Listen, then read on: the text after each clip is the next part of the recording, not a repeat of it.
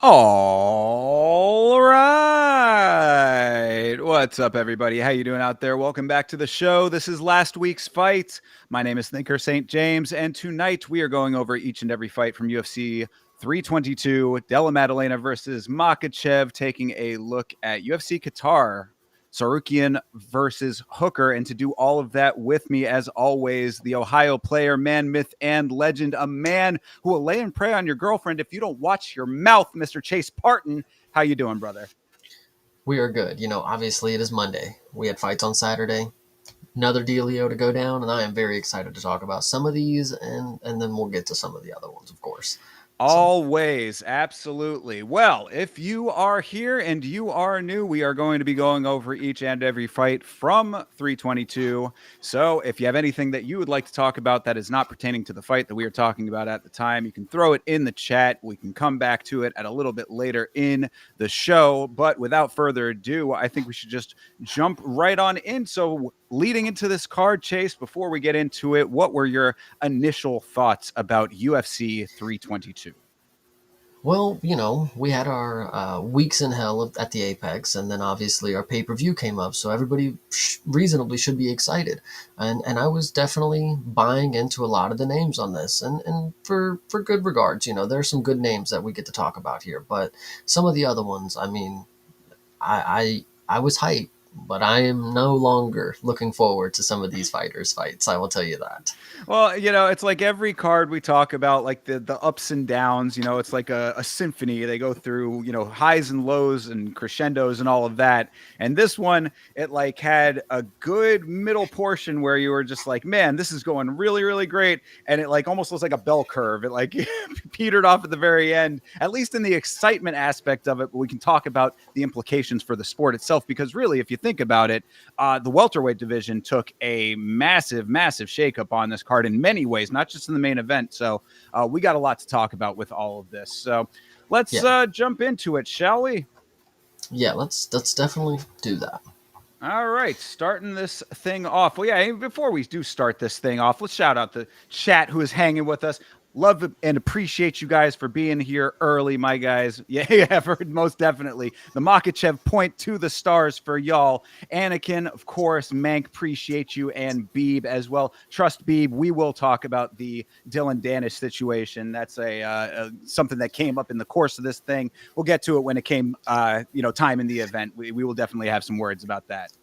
Hilarious, because I did not see that comment, so I thought you were about to say, "Beep, don't worry, we are going to talk about Rick Allen's two dads." And don't worry, we had to give him a shout out real quick. So either way, Always, and we're still looking for Mr. Allen himself. He's been MIA for a while, so one of these days he's gonna emerge from the hole within which he is dwelling currently. But for now, yeah, let's start this thing off with the first fight of this card. And for starting off at the one of the lower points, this was Vyacheslav Borshov versus Mateus Camilo.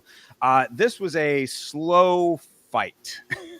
this fight, to start the card, excuse me, we got taken away from again, our women's banger to start off, which we could have got, but they're trying to switch it up, and so they obviously thought Camilo was going to be some hot prospect because they gave him Borshow. This is a dude who he gives a war. If you want to give it to him, he'll go for a quick round of a war, and then either way, but Prospect builder Borshov, it should in yeah, theory, yeah, right? yeah, absolutely. But when you come in here, and I've said this before, and obviously I've stated it's not about the number, it's just the connotation that you can say about it. It's like you're gonna tell me you landed 48 strikes and you won this 3 round fight. You break it down. 15 strikes per round, not even? Like, are you serious? Like, that's landed too. Like, no way. Yeah, well, that's No way. I had that as the very last note of this thing was that the optics really were what won it for Camillo because Borshov was way up on the significant strikes if you just go by the numbers. But I mean, really, it like honestly, I think it was okay that this was the decision because Borshov he was not active enough in this fight. I mean, Camillo really not either. Too. I mean, I admit this again. This was a slow fight all around. But like Hmm. Barshov was bothering me because we, like you said, we know that Barshov will open up. Like if you take him to war, he will give you the war back. But Camille was doing the takedown thing. He had multiple takedowns, a lot of control time. Even though it doesn't really, it didn't even equal up to a lot of control time that it clocked anyway. But the point is that he was going for the takedowns. He was getting a couple of them. And it was like there was no real urgency on Borshov's side to turn up the striking to counteract that. Because what I said is that he had some nice combinations when he was actually extending them and when he was trying to land them, but he was only doing twos and threes most of the time. And then he would just back off and it would allow Camilo to get his game plan off. So really, I was a little underwhelmed by this fight in general, but more so by Borshov, especially as a dude with more experience in the UFC. You know, this one, I with his record looking the way that it was at the time, obviously it's one loss worse now, but like, can you blame him for being a little more conservative? No, I guess, but like that's the reason that he was, so dangerous, is that he kind of could, throw it all at the wall. And he's never really been one to win fights, obviously, we can see, but there was a time where I think he got that draw against somebody, and then they did that little meme dance, and then we had Nazim the Sadikov, Tom yeah. Nolan decision. Yeah, see, and then he went to decision with Tom Nolan, and he almost got finished in that, but he didn't. So this one, again, we got a 3-round boring fight that not really excited for Camilo after that. Borshow, I mean, we probably ain't gonna see him again, so it's more of an excitement factor. Like, holy shit, he's getting another fight. Like, I'm excited to see if that's even a possibility at this point. But Camilo, no, I don't even care. I could care less. Yeah. This definitely was not a big coming out party for Camilo if this was what it was supposed to be.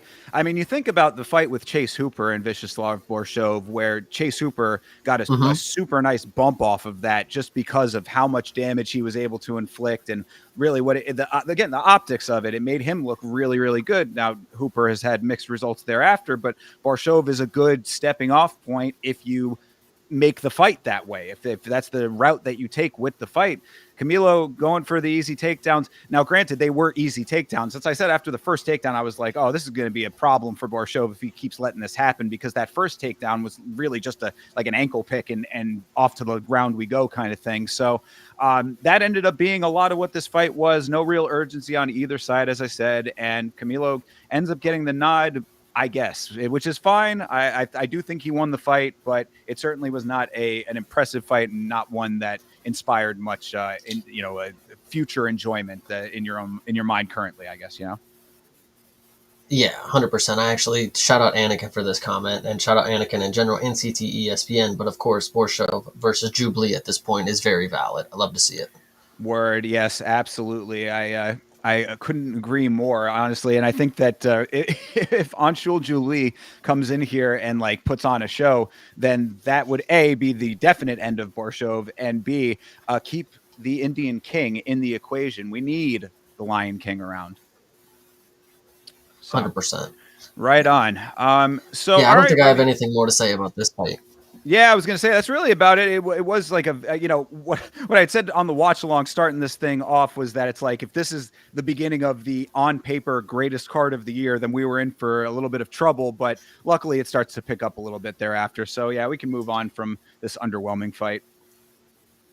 Next, 100%. next up on here was Beisinger Susurkayev versus Eric Makhachev. Makhachev came out the gate hot for this fight. I thought he looked good at the beginning of this fight. He did look good, but I think it's partly because Sursakayev is just too lackadaisical in the cage, which we all know is going to be his downfall. The moment that it happens, we're going to be able to pinpoint it. There you go. That's exactly why he got chinned, is because he was doing that.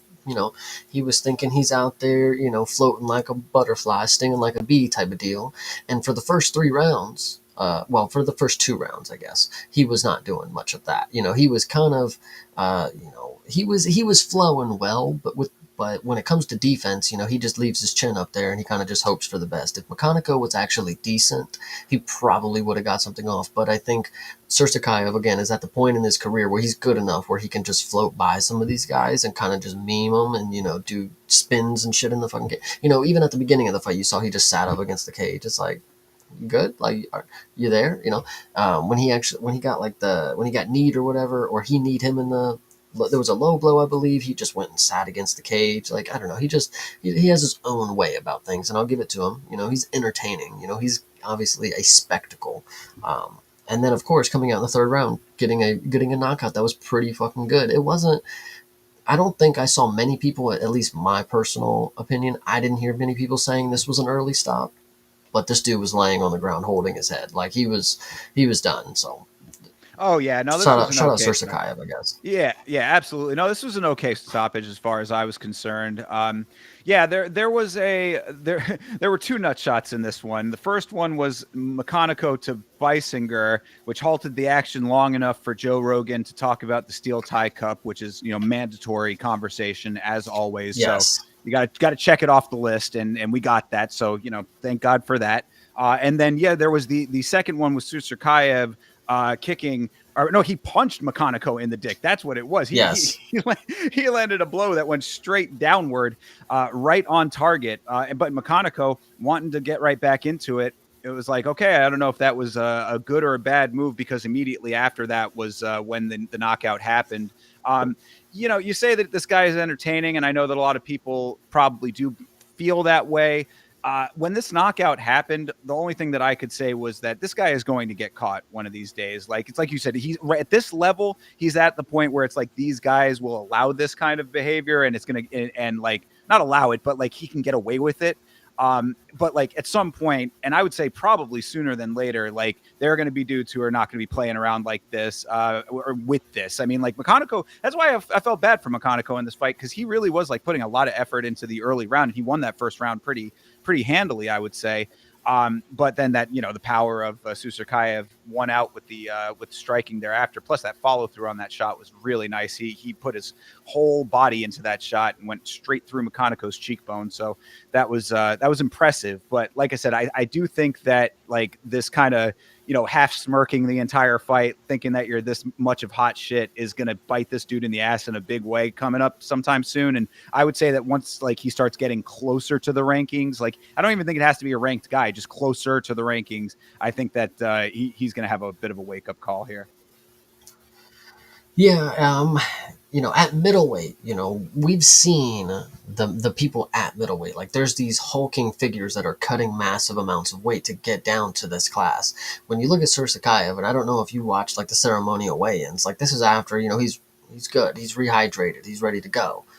He doesn't have much muscular definition to him. Like, he's just a guy that kind of just shows up, which in theory, if he's gotten this far and that's all he's done, he must be pretty gifted. And the humbling experience should make him, elevate to the level where he needs to be once, he has to realize that like he can work really hard and be a lot better than these guys. But as of right now, I mean, I would love to see this dude hit the gym, I guess, like you're a pro athlete and you gotta get some benches in there or something, dude. The arms, man, but either way, at middleweight, a lot of hulking figures are going to be ahead of him that I don't think he's going to be able to chin like this. That's the Yeah. issue. You'd think that he'd be in better shape with the way that the conditioning of Hamzat is, right? I mean, this is Hamzat's boy. He made that funny little meme call out of Hamzat at the end of the fight, which I did get a little chuckle out of. I thought that was kind of cute. But yeah, I mean, I agree. It's like he's training partners with Hamzat, who is in ridiculous shape, at least was in his title fight recently. Yeah, you'd think the definition would be there, but I can agree. I mean, you see it even in the picture on screen right here. I mean, he's kind of a slightly. Hmm. Got a little pudge on him. Yeah, just average little guy, but that's cool. I appreciate him. He's fun. Minus 1500 gets the knockout in the third round. Probably should have been the first, but it is what it is. A knockout is a knockout. Yeah, yeah. And, again, I think Makhachev, like, it was nice to see Makhachev putting this much effort into the fight after coming off of that very strange fight that he had with Brundage just recently. Both of them kind of looking a little bit sloppy in that one. It was an odd kind of roll around sort of fight, if I recall. So, Makhachev, like he's obviously trying, and it did look like he had like a decent game plan. I always appreciate fast starters, and he definitely was that.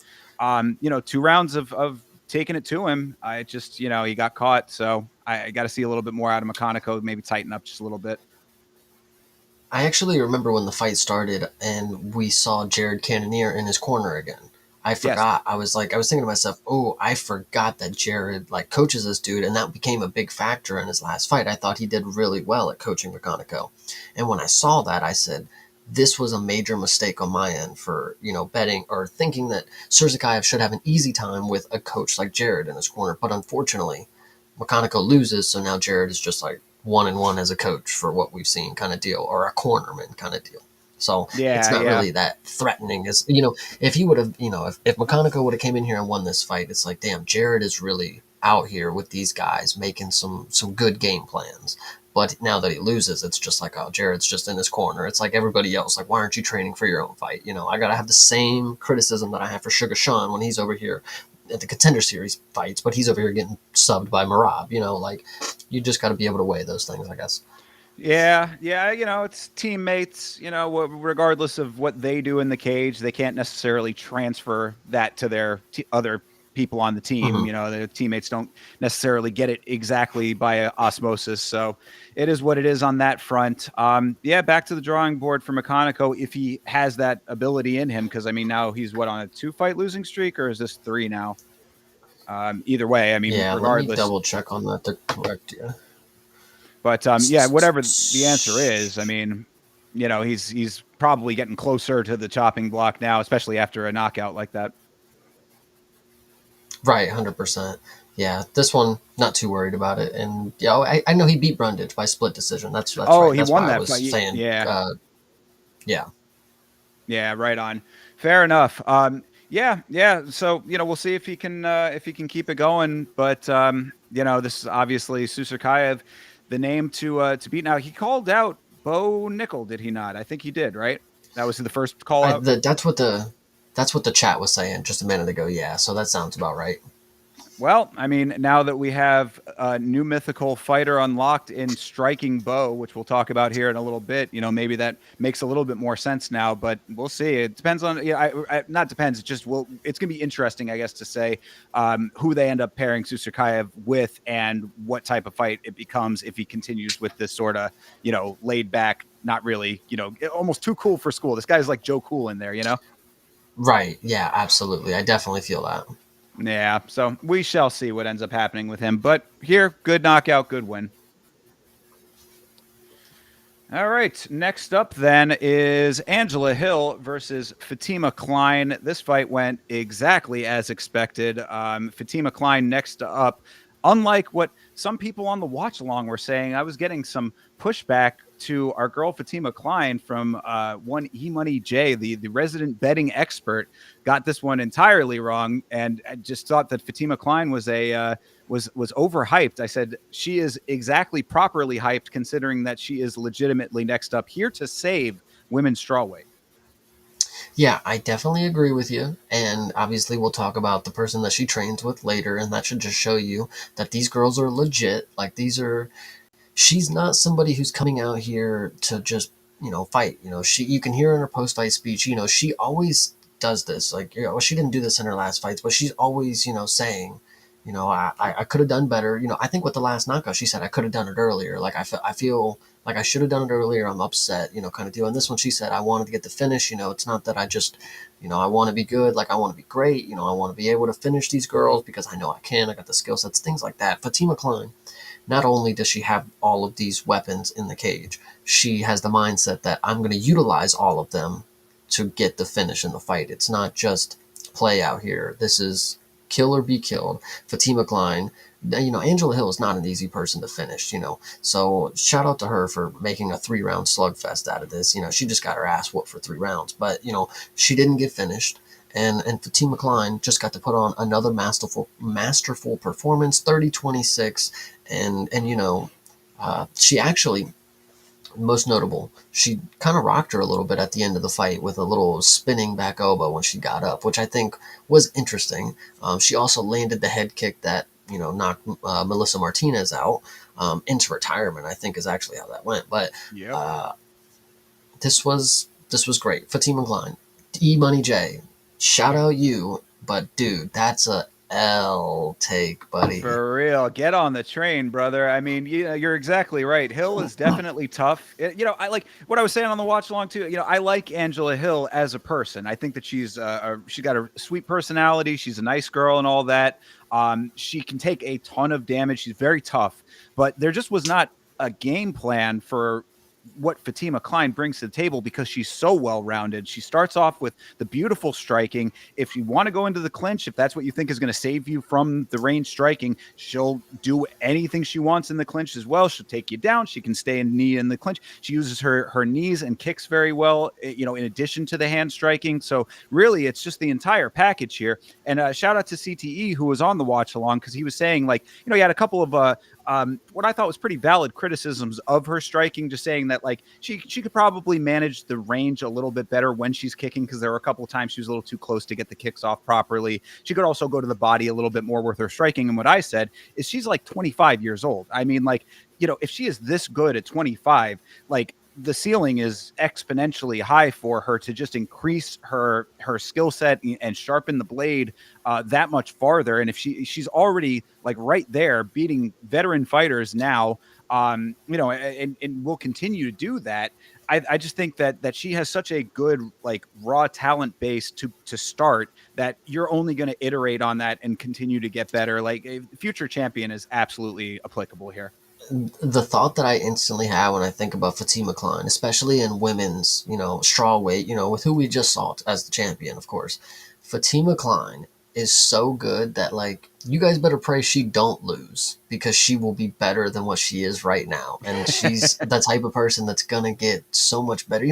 In defeat, she seems like she's gonna be just there's just nothing stopping her skill set. It seems like she's going to be able to elevate past what we see right now. And like you said, the age, if she don't run through everybody and get the belt, one little knockdown is only going to make her so much better against whoever's next. And like, that's just what's so good about somebody like Fatima Klein at 9-1, still showcasing that she's got that dog, she's got that skill, and she's got the hard work and dedication, and she's got the team to back it up too. I mean, New York, man. Like, what the fuck are we talking about right now? Like, these people are going crazy out here. So, Yeah, appreciate it. Yeah, most definitely that. Absolutely. I mean, it's also like, I mean, well, what you were saying about the loss. I mean, like, I think that really, if you track the career currently of Fatima Klein, coming in on that short notice fight with Jazz Devicius, losing that one, but that was up a weight again, short notice. Great loss to take at elevation. And at elevation, exactly. All of those factors, great loss to take early. You know what I mean? For exactly the reasons that you're talking about. All of those things come into it to make her better. It's like, some fighters take a loss and they let it drag them down. Some fighters take a loss and they use it to elevate them and motivate them more. You see what you get out of Fatima Klein in loss. And, like you said, you better hope it doesn't happen again. And what she saw just happen to Jasmine. I mean, what do you got to worry about? You just saw her get chinned and you took her to a decision on short notice at elevation, upper class. What couldn't you do if you couldn't be the one to go out here and get this strawweight belt and then go beat Valentina? I know the timelines aren't going to match up for that, but if you wouldn't be the one, I don't know who is at this point, because the age, the weight, the ability to match up with somebody up a weight class as well. It all factors in. I think she's potential to do something really, really great. And she looks like and sounds like she wants great things in this sport. So shout out her. She's been doing this her whole life. Yeah, no, most definitely. Absolutely. And, the other big note that I had based on this fight that we just saw with Hill is that, not only the skill, but she is very, very strong for her size and her frame. Like, not just her height. I mean, 'cause she's not necessarily like super tall compared to the other fighters in the division. I mean, she's tall enough, she's not short, but like she's not, she's not like noticeably larger that way. But she is very powerful for being as lean as she is. Like, Mm-hmm. it shows in the clinch. She's able to muscle her opponents around. Angela Hill is usually the one that's able to do that. That's one of her better assets, is that if she's getting overwhelmed with striking, she'll clinch you up, try to get you to the ground. She can, try to just force you to the side, change the angle, try to get the odd angle trip and all that. Like, those are Angela Hill staples that she was not able to do. And because of that, you take away the range striking, the clinch is not working for you, go to the ground, she'll have an answer there too. Angela Hill just had no possible method and route to victory here. And it's all because of Fatima Klein, and the power starts all of that off. So really total package, as we've been saying.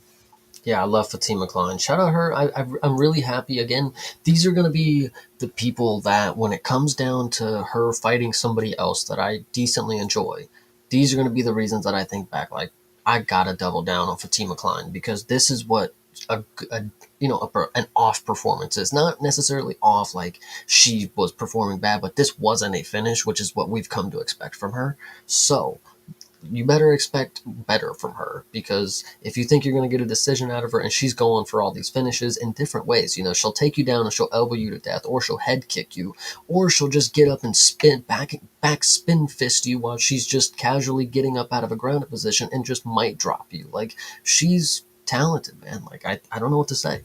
Yeah. Well, so, Beeb does bring up the age of Angela Hill. What are we thinking here? We've been saying for a little while that it's probably about time for Hill to hang it up. I mean, she didn't drop the gloves in this fight. We thinking that we're going to be seeing another fight out of her? You thinking that she's going to be cut? What's the trajectory looking like at this point? I actually think it begs a good question. When you watch something like this, do you think Dana and Hunter, whoever on the sideline that actually, write the checks, when they see that and they're like, oh, Angela Hill didn't put her gloves down. That's unfortunate, because she's not going to be back in the UFC octagon. Do you think that thought crosses their mind, like, ooh, you probably should have retired there, because we're not going to extend your contract? Who knows what the situation is? Maybe she has more fights available, but sometimes the UFC, they have Dana has that opinion, like, oh, Henry retired too early. He's an idiot. That's his own fault. Do you think he has the same sort of opinions when it comes to somebody who's carrying it out too long? Like, they should have retired, because Damon Jackson, I mean, you should have just put the gloves down, brother, because you ain't coming back, kind of deal. Whatever you want to say.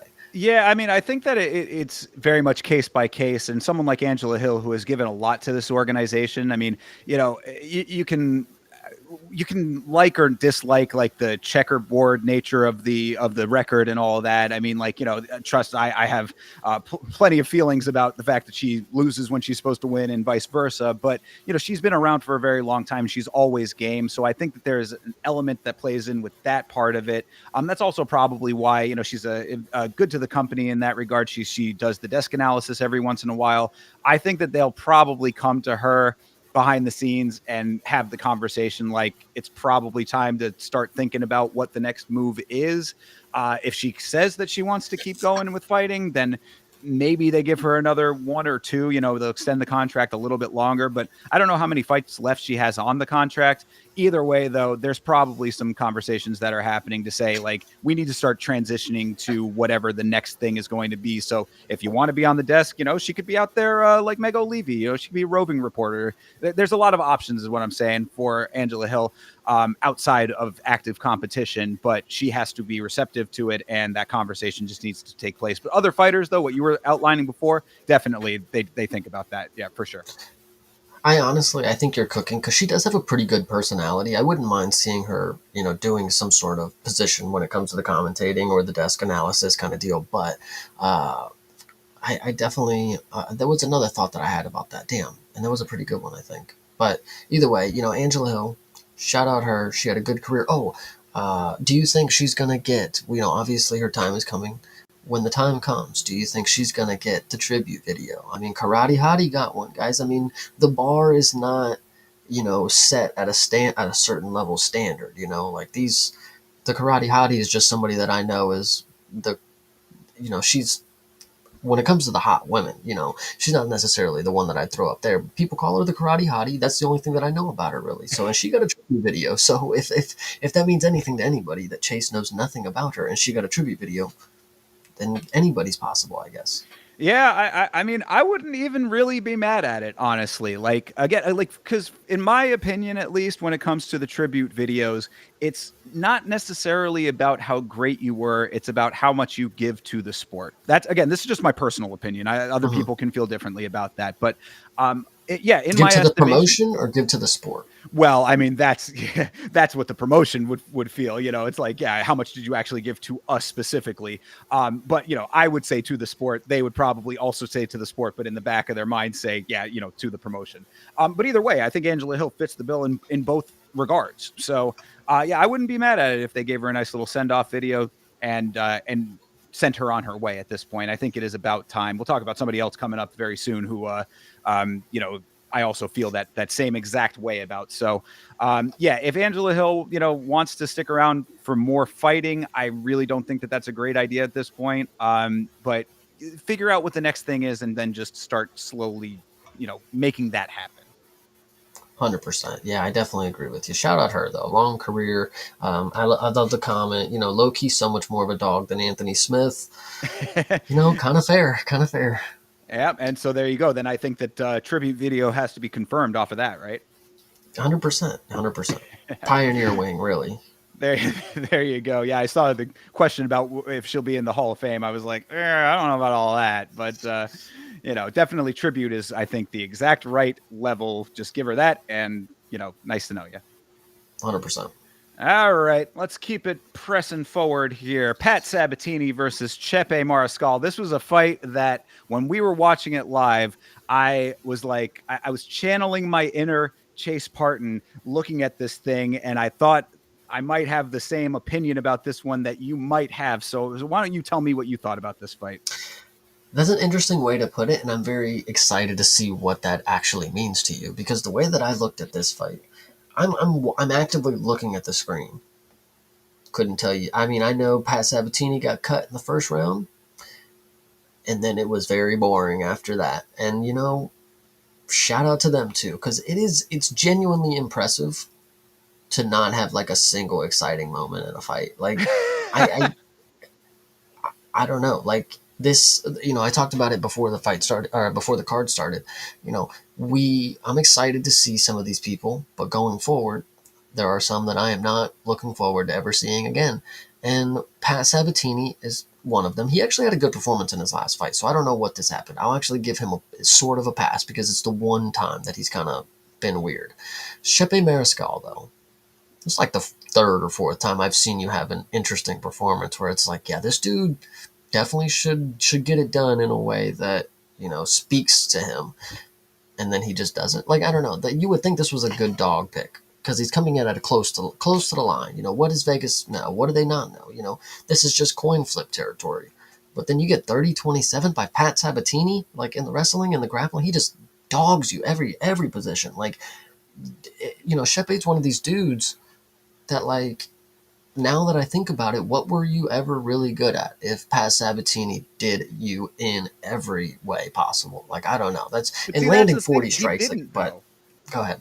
No, yeah, I agree. Nothing happened, but when it came to the wrestling, that's what happened. So you're right. And so, I mean, look, again, I chalk this up to being a bit of a style clash between these two. Now, Chepe is an okay wrestler. He's pretty good with his evasions. That, I think, was very evident in this fight. And that's why I was very conflicted, certainly conflicted about the result of this thing. Because, as I said, it's a bit of a style clash. Pat, from the jump of this thing, doing what Pat does. Pat is a very, very skilled wrestler. His chain wrestling is very impressive. Like, he is good at moving from position to position and keeping control. However, Chepe Mariscal was negating that. He was getting out of the positions. Pat never got him into a legitimate submission threat, as far as I can recall. I mean, there may be one or two times where he was like close-ish to locking something in, but never got it to the point where it was like, oh man, that could really be a finish right now. Like, he really is in danger. You know what I mean? Like, it was like there were a couple of times where it was getting close, but didn't get to that point. So it's like all of the damage that Chepe was doing round 3, Pat definitely won. Chepe was gassed out. That was a decisive round for Pat. Rounds 1 and 2, though, the head kick that opened Pat at the end of the round, when he just decided that the round was over too early for whatever reason, he just sort of like dismounted and like, I don't know if he thought that the horn sounded or whatever, but he just started walking away, and Chepe's like, all right, I'll just kick you in the head then. That was good. He had a cut by his eye that was bleeding out pretty well. I mean, like, it was like every time that Pat was initiating a sequence, Chepe was able to get out of it and landed more damage. So that's what I was saying about channeling my inner Chase here, because I was like, if the damage is there and the wrestling isn't working, then rounds 1 and 2 conceivably could have gone to Chepe. I like, it was a 30-27. Obviously, the judges didn't see it that way, but I was very conflicted. And when I saw that it was a 30-27 across the board, by the way, all 3 judges 30-27 this fight, I was like, this just seems very off to me. At least not one round, not that first round with the head kick. Let me maybe say it in a way like this. Maybe we didn't necessarily watch the same fight because like I said, I'm looking at the screen, couldn't tell you anything that I remember being interesting. So that when I'm looking at it and I'm just like brain dead, just looking at the fight happening, but in my mind, I don't remember Shepe, other than the cut, the cut, like he cut him and then he was bleeding a lot. The head kick, I don't necessarily remember. I don't think that caused a cut, questionable. I don't know how to that one, but whatever. I digress. This one, when it comes to the not being able to do anything with the wrestling, it's because, the striking is close. When you look at what was tallied right here, striking was close. Damage, you can give it to Shepe, but Pat Sabatini had 10 and a half minutes of control time with 7 takedowns out of 12. I mean, that sounds pretty damn good to me, and that's what I remember seeing is Pat Sabatini just on top of Shepe, and but I don't know. I get what you're saying of why I should be on the other end of this spectrum because I normally would be, but maybe I just actually wasn't watching the fight. Like I'm literally looking at it, and it's just so mind numbing because Shepe is just. You guys talking about him being able to negate everything that Pat Sabatini was doing, brother. If all that you're able to do is negate and you're not offering anything back for him to negate, then he's only advancing the game plan on you. You're getting no game plan off except instinctual, I'm just stopping him from doing what he wants to do. But I'm telling you, In the my numbers opinion, don't. that's a yeah, go Yeah, ahead. just the numbers don't equal up to what the fight was. I think really this was another instance of the optics because I think that the problem is that the striking that was most effective was not big and explosive motions for Chepe because when the cut that cut the inside of the eye, that was like off of a short range elbow or something along those Mm-hmm. lines. Like it was close range stuff.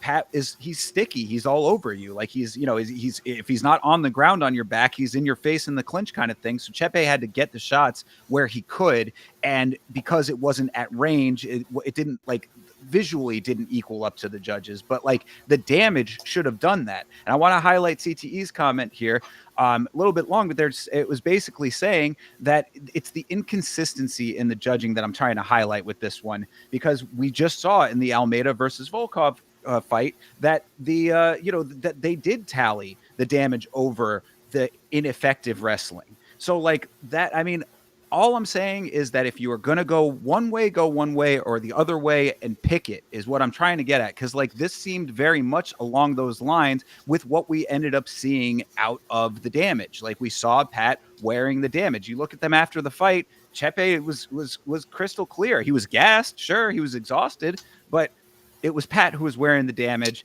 It looked like effective damage. I'm not even mad that Pat won the fight because the third round was completely his, and you could probably give at least one of those other rounds to him. If you go point by point, but like I'm telling you that there was more to this one than what these 30-27s would equal up to.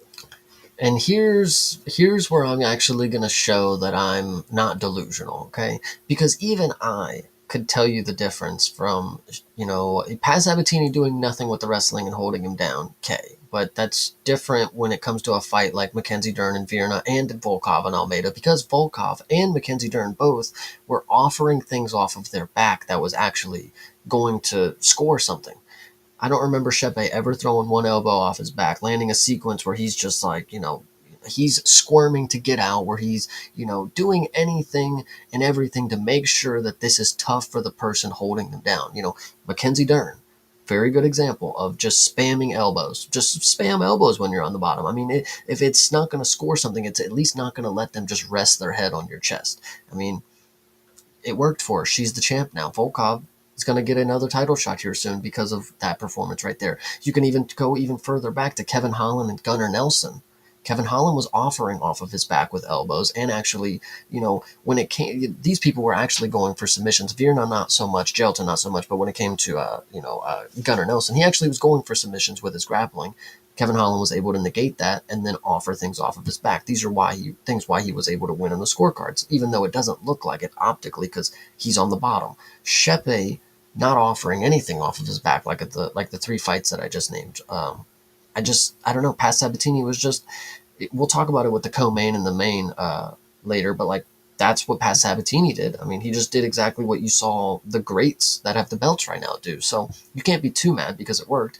You should just know Diego Lopez knocked this dude out on the fucking feet in the first round. So when it comes to Shepe, when it comes to Joe Anderson Brito, these dudes are nothing to me right now because Diego, obviously, he disposed of this guy easily. Nothing else said. Everybody else is struggling 3 rounds with him, and they can't get him off him. He's so sticky. He's getting a 30-27 over people that are supposed to be very good. Diego had none of that. And I think that's just very key to people. You can give Pat Sabatini to Mosvar. There's 3 rounds right down there. It can be a 5-round co-main event, and it's boring as hell. Diego, none of that. So I just think it's really key when it comes to the level that we have right now. Diego has elevated past these people. Shepe is still in the mixing pool of being mid-tier because you can't get past Sabatini. Same with Joe Anderson Brito, who has a win over Diego Lopez. You can't get past Pat Sabatini, my man. Like, what can you say? Yeah, I think you make a good point about the activity on the ground playing a part in it.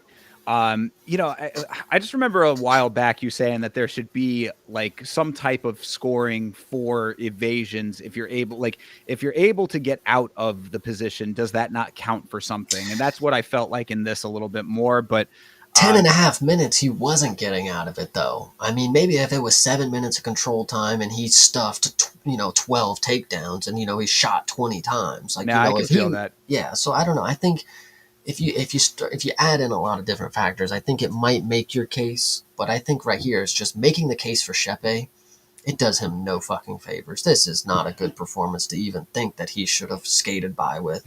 You shouldn't try to act like he won because it's only going to hurt him in the end. If he goes around thinking, well, I beat Pat Sabatini, mate, you just got 30-27 in a lot of people's eyes, and you're still not like a top ranked guy now because of that. Like, it's just, I don't know, bro. Like, when I think of featherweights, I think of a lot hotter prospects, and this dude is past the prospect era. He's just middling journeyman style, and I think that's just unfortunate for him. So, Well, there you go. I mean, I see that a lot of different opinions in the chat about it. So, based on the conversation, y'all can take away what you want to go away with from that. make sure to like the proper stream of the people whose opinion you like the most. There you go. There you go. Absolutely. But yeah. So I mean, again, I'm not even really mad at Pat winning this fight. Pat is again, I think that Pat really does deserve the praise on his wrestling, though. I mean, like, his wrestling is top tier. He needs to elevate himself to being a finisher with it a little bit more definitively. I think he needs to get himself to that point where it's like, if you're going to have that much control time, that you transition that into an actual submission. Again, we will talk about the co-main and the main. But either way, though, I think that this was a good performance for Pat in the big picture. I just think that the 30-27s don't tell the full story. We had the conversation about it. You take away what you want to take away. 100%. Well, this next fight is a little bit more cut and dry here now, isn't it? Mr. Kyle Dawkins versus Gerald Meerschaert. As I had referenced earlier when we were talking about Angela Hill, there are some people who just don't know when it is time to hang it the fuck up. Gerald Meerschaert, for the love of God, for the love of all that is holy, Gerald, please retire, my man. Good Lord. Stop making, as a fan, as a person who has enjoyed your fights in the past, someone who has rooted for you as the main boss of the Apex, the ultimate top tier Apex predator of the Apex. You are no longer that. I don't want to see you go in there and get starched in 3 seconds anymore. This was a 50-second fight. You can't have this anymore, my friend. Yeah, this one was really bad. I mean, what can you say? Kyle Dawkins proving us all wrong again. Actually, I mean, I took him for this one, but the last one, I'm not. You need to make me have a reason to believe that you are back in the UFC. Like, if you've been out, if you've been in and you've been out already, and you come back, there better be a good fucking reason. And Kyle Dawkins is actually a really good example, and I think I'll bring his name up a couple different times in the near future. A good example of what using your second stint wisely could look like. And it's not like he can't choose all of this to happen. It's not like he was like, all right, I want to get back into the UFC and I'm going to knock everybody out. Maybe he thinks that, but it's not like he can, obviously make that happen. And here, he made that happen once again. This is the second time in a row that he came out here and finished his opponent in the first round using his second stint wisely. And please, Gerald Meerschaert, get up out of the UFC. I don't care if you want to continue fighting. Go do dirty boxing and get colded. Go do anything else. Real American freestyle. He needs to be somewhere where he cannot get punched anymore. Yeah, 37-21 is just like, when you see stuff like that, it's genuinely crazy because people who are great, we talk about the longevity in the sport, how it's not very long. People who are great don't have long ass careers, but the people who are just mid level, they could just go on for ages. It looks like, Gerald Mearshart, Jim Miller. When it comes to that, Jim Miller obviously isn't getting starched like this. Hopefully, it doesn't have to happen that way. Gerald Mearshart, though, brother, Right. he landed zero punches. That's the difference, right? That's we were having this discussion about like what makes a journeyman, or like what would compel you to like leave the UFC of your own accord, try something else in a different promotion, et cetera, et cetera. And it's like, yeah, a guy like Jim Miller who can still be, it might be a little on again, off again. There are going to be guys that can beat him, of course, but it's like he will still go out there and have solid performances. He'll still jump Gilly and actually make it work. You know what I mean? That gives him the leverage and the value to stay around. These kinds of performances are where you got to draw the line at it. And what you were saying about Kyle Dawkins on the other side of the equation, he's following the Mason Jones example right now, and I'm loving it. It is fantastic. Exactly what you're saying. Coming back, getting better, sharpening your skills outside the organization to have a second stint that you can be proud of here and that you can build off of. I think you're seeing a prime example of two different angles of the line right now as far as Gerald Mearshart and Kyle Dawkins.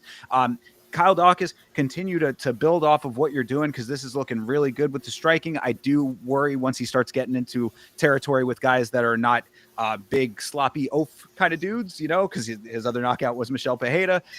But, we'll see what happens then. For right now, you can ride high on it. Gerald Mearshart on the other side, please. Just it's time, brother. The one thing I did also want to mention with this fight, though, and we talked a whole lot on this show about the recent scandal as far as fight fixing. I'm not accusing anyone of that in this fight, but I did think it was a little interesting here that so Dawkins drops Mearshart early, follows to the ground with strikes, then changes course to the Darce. It was like, this seems like something that Chase would pick up on. Like, bro, you were about to finish him with your hands, and then all of a sudden just sunk in the Darce for what reason exactly? I mean, it didn't seem like there was one. Yeah, so people be out there getting paid, man. You always got to keep a look at those lines where it's like plus 1,200 for somebody like Bruno Fajeda to get a submission, plus 1,200. He goes out here and gets his first ever submission in mixed martial artists 2 fights ago, and actually gets 2 in a row. So that should just tell you something. Like, this sport, it just doesn't exist. It just doesn't exist sometimes. Yeah. So I mean, like I said, I'm not actually accusing anyone of anything. I just thought it was kind of funny. Allegedly. Oh, yeah, exactly. Well, I'm not accusing anyone of anything until actual word comes out, and then it's like, oh, well, we had the conversation, didn't we? Yeah. But then the only other thing about this fight, and then we can move on because there's really nothing to talk about. This was an instant knockout. But the only other thing was, it was kind of funny when Herb Dawkins sinks the Darce in. Herb goes to check Gerald's arm. He's completely with it. He's not limp at all. And then after Herb checks the arm, he immediately taps. I remember thinking, like, that was shady business right there. That's where it came to me thinking it was shady. I remember that now because, yeah, he had his arm and Herb lifted his arm, and then he like pulled it back, and I was like, wait, did he tap or did he like yank his arm back? I was like, it was a little fishy right there. I don't know. Well, we've seen that exact scenario with Keith Peterson before, where he literally pulled the dude's arm back. The arm was stiffed up, and then it bounced back to and he thought it was a tap. This didn't look exactly like that. He just kind of like shook it real quick, and then he like his arm was sort of like on it, and he just sort of like went like, you know what I mean? Like, I thought it was okay. It wasn't. It was not questionable to me. It was just a funny thing that happened, but still, the only other really interesting thing in this fight, I guess you could say. I think Beeb is actually cooking. The CJI event for Gerald Mearshart would be really cool. Very much so, absolutely. Somewhere where Gerald does not have to worry about getting punched in the face. He's still a great wrestler. He can still, he can still do great things. It's just not in this level of competition. And then as far as who Dawkins goes up against, I mean, it's going to be like I think that right now you're jumping him over a lot of the middle of middleweight, but I don't think that it necessarily means he should be getting ranked guys just yet either. So whoever is right there at the, like right underneath that is kind of what I would think would be appropriate right now. Yeah, Kyle Dawkins at middleweight, we talked about this with Sir Sakayev. I mean, they're just hulking figures at middleweight. These are massive dudes who cut a lot of weight, and they pack a big punch, and they're very nimble for their size. Kyle Dawkins, I mean, this dude, he may as well be a heavyweight. Like, he's just kind of, he just slugs around. Like, obviously he hasn't been in much of a fight that I can tell you, but from what I see, doesn't look like the most nimble guy. Doesn't look very evasive. Doesn't look like he's going to hit you with a bunch of head movement. So when we have somebody who just bum rushes him and rugby tackles him, I'm going to be curious to see what happens then, because the on the feet he looks fine. It looks very technical. It looks powerful enough. I mean, you're dropping Gerald Mearshart here. It's not changing the world, but Right. the grappling, I think, is where it'll get interesting, because after the grappling, when he gets back to the feet, is he still going to be able to, put the pressure and actually finish people? Or is he going to just be scared because he's going to worry about the shots coming? I don't know. Is Kyle Dawkins a good wrestler? Chat, let me know. Yeah, fair enough. Speaking of the chat, shout out to Farouk Ahmed coming in from India. Love to India, my man. Appreciate Hell you. yeah.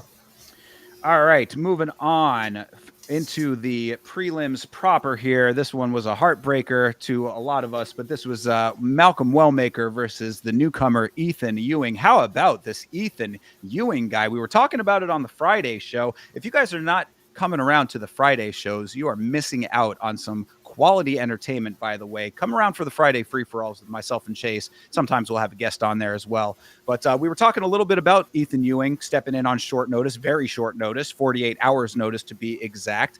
Also up a weight. He is the bantamweight champion, or now was the bantamweight champion of the A1 promotion, which is Uriah Faber's promotion out there in California. He was coming off of a fight where he got a knockout win 8 days before this fight. So this dude was coming in hot off of all of that, and what a performance for this guy on his debut on short notice in the UFC on the big stage at Madison Square Garden. I actually, to start, I want to say people were wondering why this did not get fight of the night. I don't necessarily think this was a barn burner of a fight. It was a good fight. This is not something that I would hold in high regard as, like, man, Ethan Ewing, Malcolm Wellmaker. That was one of the greatest fights ever. Nothing like that. But it was a very solid performance from Ethan Ewing and Malcolm. I thought it was a lot closer than the judges were probably going to give it. Like, at the time, I'm like, yeah, I mean, you can't argue that Malcolm is going to win these. But it's close enough where, like, if you watched, that, like, this isn't a fraud check. Ethan Ewing, if he comes out here and gets chinned in his next two fights, okay, legitimate fraud check that Malcolm Wellmaker could not be the one to do it out of all these other people. But if I don't see that happening for Ethan, I definitely see him probably going back down to his natural weight, which is unfortunate that Malcolm couldn't knock somebody out that was a weight up. But Ethan does have some pretty good skills. So if he goes back down to bantam, becomes pretty decent, who cares? Because Malcolm, he trained for a whole different type of fighter. There was a game plan set. You can tell now people are obviously wise to him being able to throw hook shots.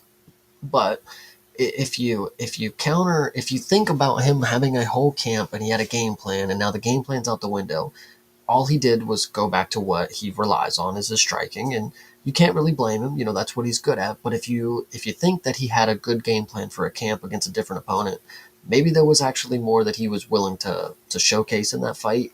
Maybe there was more to the skill set that we still haven't seen because he's waiting for the proper opponent that has, like, some wrestling or something. I don't know. I don't know what it is, but the game plan was out the door. He tried to rely on his striking. It got him 3 rounds. They weren't necessarily rounds that were heavily favored for Ethan, but he was doing just enough advancing and pushing Malcolm back that the striking was close. He was winning, and he got a couple takedowns. That's all you really needed to seal the deal, unfortunately. Well, I mean, I think that this was a little bit better than maybe you're making it out. I know that you said that it's a good fight. I think that people thought that if there was going to be a fight of the night awarded, it should be this one. I'm okay with it not being if they did not give one out, period. But I do think that this was the best competition of the evening as far as, like, two dudes both somewhat even in the skills going at it and actually going for it. They both put a lot out in this fight. I think that you're definitely right about the game planning. That would be my best estimation as to why Malcolm didn't perform as well as maybe it was anticipated here, is because I think that Malcolm has a little bit too much reliance on the one-shot knockout power. And I think that because he didn't know what he was getting into with this opponent necessarily, that he wasn't able to draw out the game plan to like make it last for all 3 rounds, because certainly by the third round he was starting to huff and puff a little bit. He was getting a little bit gassed there, while Ewing's cardio looked really, really good. Of course, coming in without having to do a weight cut, maybe there's something there. Whatever those factors are, I think that there's a number of things that go into why this fight played out the way that it did. But all of that being said, I thought that this was definitely solid work on both sides, but I was very keenly aware that right after Ewing ate the first check right, I was like, okay, there's going to be problems for Wellmaker if this guy is able to just eat that and keep going. Because Malcolm put it's the exact shot. It's what you've always said about Wellmaker, that he draws up from the hip, comes over the top with it. It's like he's shooting from the hip. That's exactly what he does. Like, and it was that shot to a T that puts 99% of his opponents out. It has put almost all of his opponents out, like off of just that one shot instantly. Did not do it for Ewing. I was like, okay, this is going to be more of a fight than he's anticipating. So that being said, it's like hard to have a firm strategy for someone that you can't game plan for, 48 hours notice, all that kind of stuff. I mean, maybe his team is in the back trying to pull up video like the night before, but bro's in the middle of a weight cut still. It's like there's a whole lot of that goes into a fight with these dynamics to it. All of those things being said, I thought that Ewing looked really, really good. I actually was agreeing with Joe Rogan. Joe Rogan was glazing the hell out of this guy on commentary. I was agreeing with a lot of his takes. I said that, he's moving well. His power looked really good. His cardio looked really good. There really were not a lot of like major flaws that I saw compared to what Malcolm was doing. And I think that he like, again, I don't know all of why it happened that way, but for what you got out of this, Ewan had Malcolm on the back foot a lot in this fight, a whole hell of a lot. Yeah, shout out to Beeb for disagreeing. Can't always accept and can't always be right, but I do kind of agree. 48 hours. I mean, it's not fraud check, but it's fraud check territory, and I think it's because I'm biased towards Malcolm Wellmaker that I'm trying to give him a little more leeway. Because if it was somebody I didn't like, he's a fucking bum. Get him the fuck out of here. Eduardo Moira, lost the third round to Lauren Murphy in 2025. That's a big thing to me. But Malcolm Wellmaker gets smoked for 3 rounds. I guess if I want to hold him to the standard that he needs to be held for him to get better, this is a pretty bad loss. You should think that I'm a UFC fighter and I just let somebody who's a non-UFC fighter walk into my home, whatever you want to say, and get it done. Some definitely questions need to be asked. I mean, especially with your age, what's going to be the better route to take? Like, are we going to try to, take some time off and work on some things? Or are we just going to jump back in here because we don't have, I'm 32 or whatever it is. It's not like I have the longest career ahead of me. Taking a loss now, it's a humbling experience, but it's not like it's not like you're 26 where you got till, at 29, you can come back and try to be better. You got to really hone in on what's going on right now, Malcolm. So it sucks that you lost. I'm not going to lie.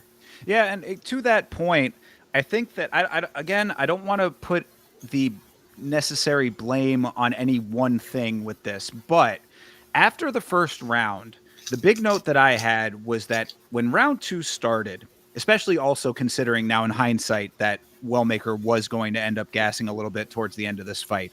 Round 2, whether it was coming from the corner or from he himself, there should have been more of an awareness that the game planning needed to change.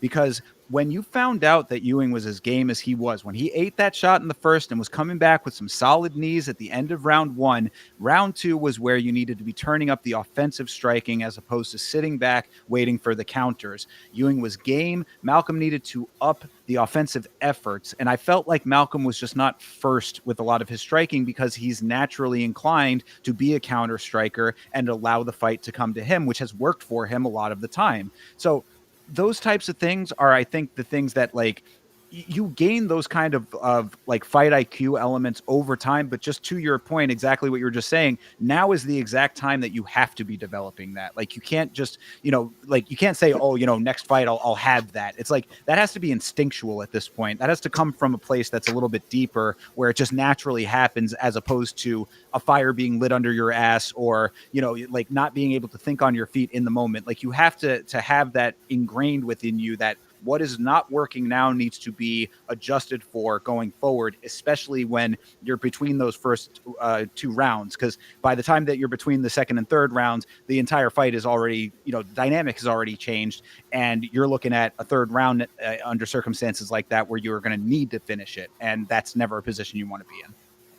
Yeah, I agree with you. It is unfortunate for Wellmaker, I'm not going to lie. But we got a decent fight out of it, and I think there's still good things to come from Malcolm. A little setback just means that they're able to give him another janitor to knock out, and we know that's what's going to happen. I mean, this was supposed to be what this was, but, you just got to move on. Life happens, things happen in life that don't go your way. You can't have the golden path to the belt, It, it is what it is, Circumstances weren't perfect, but Ethan Ewing definitely showed out, and, definitely deserved a little bonus, which I think Dana did send him a little extra on the side. Yeah, throw him something in the mail, from what I had heard about it. But yeah, the only other note that I had was, did you pick up on Ethan Ewing's nickname, which is potentially one of the most cringe that I've heard? Okay, which one is it? Ethan Ewing's nickname is the Professor Finesser. Gotcha. Okay. Just let that one sit in the air a little bit. Y'all can internalize that and draw your own conclusions. But when I heard Buff say it, I was like, what the fuck did he just say? Like, I had to look it up, and I was like, oh wow, that's something. Okay. So anyway, shout out to the Professor Finesser. He went out there and professed to finesse. I'll actually answer Beeb's question real quick, because I don't really know, because it is hard to gauge. Yes, he did come in on short notice and beat somebody who has multiple wins in the UFC, but you gotta be able to give him some sort of can. Like, you can't really throw him into somebody that's at, depending on what weight he goes to. If he stays at featherweight, doubt it, because he didn't make featherweight. Like, he was just catch weight, like 140 whatever.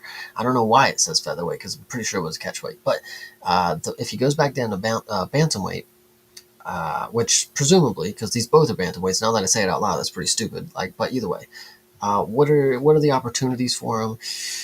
I wouldn't say anybody close to the rankings yet. You got to give him just another contender series guy. I don't know, just match him up with somebody else, because that's what Malcolm is anyways. I mean, he's not somebody that's elevated past that level. He beat Chris Matino, who hasn't, this dude ain't been around in so long, and the fight before that was probably a contender series guy, and whatever you want to say. So Ethan, get him a contender series matchup, or give him somebody from Tough. If Nathan Fletcher wants to get his comeback, give it to Ethan Ewing. There we go. Yeah, I would agree with that. I mean, Malcolm was supposed to be like elevating himself past that at this point, but of course now that all kind of gets thrown into a little bit of a jumble here. But yeah, as far as Ewing goes, he came in and made a pretty good statement there. I would say that it would be appropriate to give him maybe one level above that. So maybe like a contender series guy that has had like a win already would be okay. You know what I mean? Something like that, just to be like, all right, this guy came in on short notice, showed out, like, again, one step above, or if you're trying to build him off of that, then okay.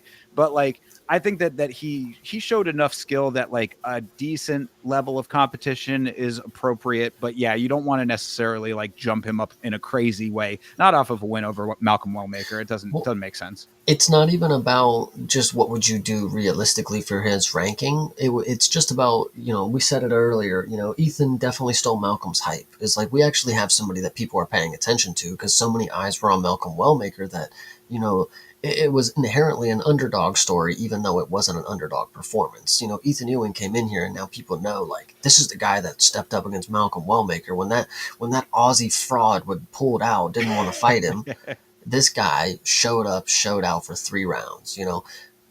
I think you gotta cater to that. You gotta give him a performance that, if his thing is striking, okay, if he's a striker, you gotta give him somebody that he can go knock out now. Or if his thing is, the wrestling, and he wants to get his submission, you give him somebody that is very susceptible to submissions. You get as many people thinking this dude has got some hype behind him as you can at this point, because he just beat your hype train, so. Yeah, no, I'm with that. I think that all tracks. And shout out to Cody Haddon. Hope your foot heals up, buddy. Yeah, dude. Hope your foot is feeling very good. Very good. Oh man, walking around on that Australian boot right now. Yikes. All right. Anyway, let's keep it moving here. Aaron Blanchfield fought Tracy Cortez on this card. What'd you think of Aaron Blanchfield, my man? I I think this went just about, I don't know if you would agree, but I think I said exactly what I thought was going to happen, and I think close to what happened was good. I would say Tracy, her striking was a lot better than what I thought. In this first round, I was very concerned. Like, wow, Aaron's striking is like levels behind where it should be right now. And that should probably tell you what happened with her and Manon. I mean, Manon was probably able to just destroy her on the feet. But Aaron is crafty, and Tracy is she. Listen, we can get down to the actual fight of itself, but the case is she's one of these people that don't fucking take her craft as serious as she can. She went out here, probably went on Ozempic, got the lip injections, did her whole Nina drama fucking tour, and now that comes out here and has a shitty performance and gets choked out. It's not even that she got choked unconscious. It's kind of a funny submission that happened because you don't normally see this angle of the submission, where it's kind of an arm, it's kind of this head and arm choke. I don't know what the hell it was, but the fact that Tracy is like rolling over her is hilarious, and then she ends up tapping. Like, she did that whole shit about Islam. Oh, I don't know who Islam is. There you go. This is what you get. You put that on God too. And now you had a shitty performance. I mean, it should just tell you that you should be taking this shit more serious. Tracy Cortez had to go on Nina Drama and act like she doesn't know Islam for us to believe she's locked in. You know who's actually locked in? The people we don't even know who have a social media account, Erin Blanchfield. Like, does she even get on Twitter? Has she ever wore makeup? I don't know. She went in here and fucking whooped her though. Like, and the striking, that was unfortunate because Tracy was doing very good in the striking, like very, very good. But when it came to what I was saying about, she dropped some lbs. She was holding the hair on the scale, and that was her moment where she had to lose some weight. I'm telling you, Ozempic might be a part of it because she did lose a lot. She's kind of got a bigger head now. I don't know where it all went, proportionally, but she's a little skinnier, and she wasn't able to manhandle Aaron like I presumably was assuming she was gonna have trouble with, because she used to be able to have that weight bully effect when she was a little heavier, in my opinion. And Well, this one, Aaron was able to just use the skill that. And let me finish, and I'll let you go. sure. I said, without the weight bully effect, she's going to have to actually use a lot more skill to make herself, better in this division. Erin Blanchfield has the skill to back it up. That's why that's why what happened came. When they got to the mat, everybody's the same size. Deal is done. So go ahead. All right. I mean, I didn't necessarily see exactly what you were talking about this like massive physique change of Tracy, though. It still seemed like she Dude. had the power in the legs. She still had the lower body that, looked about right for what she was working with before. I'd have to see a side by side comparison to like really understand exactly where you're seeing what you were seeing with that. But really, I mean, my notes are all pretty much the same, though. I thought that Tracy's striking is decent. She was landing some good shots in the first round. I was very concerned about Aaron choosing to stand with Tracy for so long because I was like, not only was the striking pretty decently powerful, not like, she's not have knockout power, of course, but she had pretty good accuracy. And what I would say too is that like Aaron she needs to raise to that occasion. Like it's we all know that some fighters have their strengths and they have the things that make them great. Aaron's primary bread and butter is going to be her wrestling and her grappling. That is an understood fact. But if you are going because if I don't know whether it was DC's his hypothesis or if it was something else. But DC had said on commentary, he was like, she might be trying to let her tire herself out, punch herself out a little bit, and then she's going to start wrestling in the second. Whether it was that or if she just decided to turn it up in the second with the wrestling, whatever that was. If you are going to stand there with her and strike with her, then you need to be able to do that. Like you need to be able to do that effectively and not just get touched up the entire round, which is exactly what happened. Tracy took round one handily because of the 0 takedown attempts attempted by Aaron. So, I mean, Mhm. like she switches the path up and then it ends up working out very well in her favor as expected. But that was my big takeaway is that, yes, this was a very fine performance in the big picture for Aaron. And really also, it's like Tracy started kind of screwing herself when she went for the takedown in the second. And like, she kind of like took herself down almost, it was one of those types of deals. Like Aaron just sort of went with the motion and, stayed with the clinch, like stood up into the clinch kind of situation. So like Tracy sort of like allowed Aaron to get her game plan off and then Aaron like snapped into gear with it. But like, you shouldn't have to have that happen. And if you're going to stand and trade, then you have to be able to stand and trade.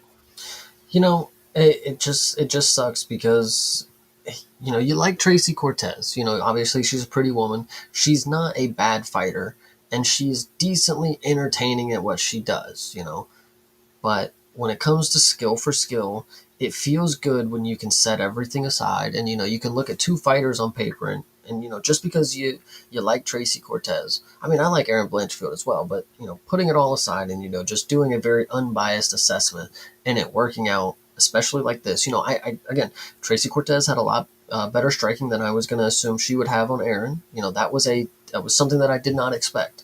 But expecting Aaron Blanchfield to get it to the mat and submit Tracy Cortez, I mean, it's about as easy as it seemed. And Aaron Blanchfield, she's the one that did it, and I'm pretty happy about the pick. That's all that I really got to say. I don't know. Yeah.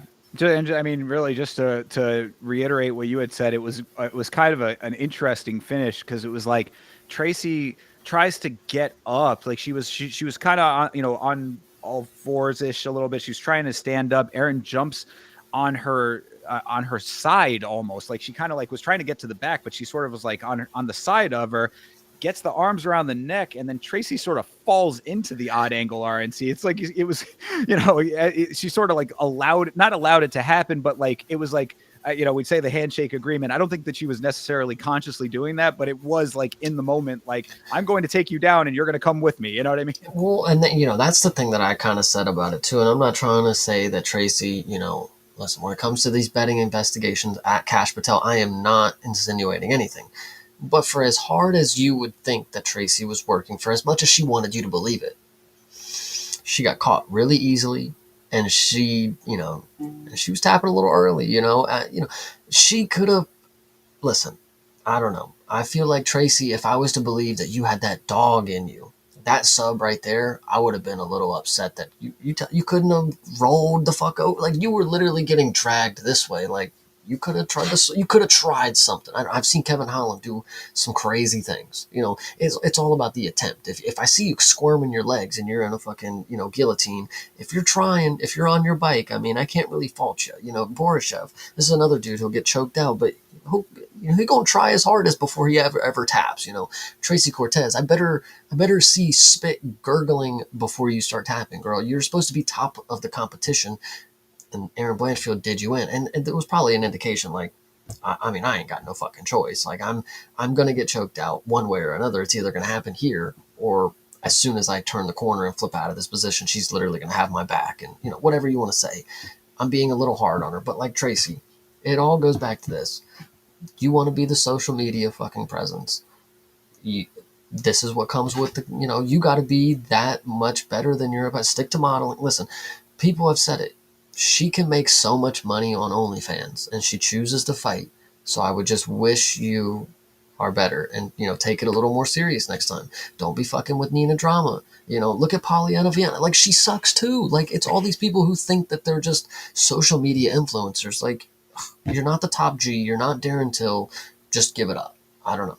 So Fair, yeah. I mean, I'm not opposed to it. Yeah, I kind of had said similar. Like, I thought that I still think, especially now, that Tracy Cortez has a very similar career trajectory to Paige Van Zandt. I think that it's a attractive woman. Wow, there you go. Yeah, Beeb echoing it before I even could get it out. There you go. Saying the exact same thing. I mean, that they have very similar career trajectories in that, it's an attractive young woman who has a good amount of tenacity in the fight. Like, it's not like she goes out there and just like poses. We've seen these like freak show promotions that are just literally put on like lingerie fights or that kind of thing. She's an actual fighter. I mean, it's not like, you can't say that she's not in there like trying to fight. She was striking. She's trying to punch her opponent in the face. But there's levels to this game, and you got to know where in the stratosphere you fall. Aaron Blanchfield is a fighter. She wants to win a belt. She wants to be top of the heap. She is an athlete first and foremost. Tracy Cortez, maybe not that. yeah, when you're in school and they're like, you're a student athlete. You're a student first and then an athlete. It's like, in this game, you're supposed to be athlete first.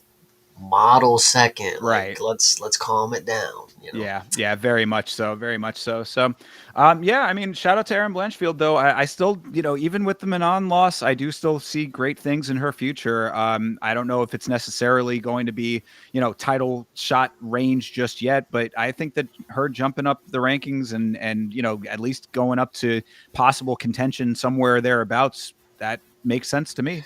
Well, we got to see her against Jasmine now. Both people that lost to Manon. Let's go ahead and that's actually a good wrestling grapple, kind of matchup there. But yeah, Aaron, unfortunately, since Manon is coming off of a knockout win after just recently fighting for the belt, she's kind of in her own stratosphere as of right now. I think Jasmine has to have somebody match up with her, and if it's not Aaron or the next person that we see fight, I don't know who Manon's going to fight. It's definitely not going to be for that belt, I don't think. But I could be wrong.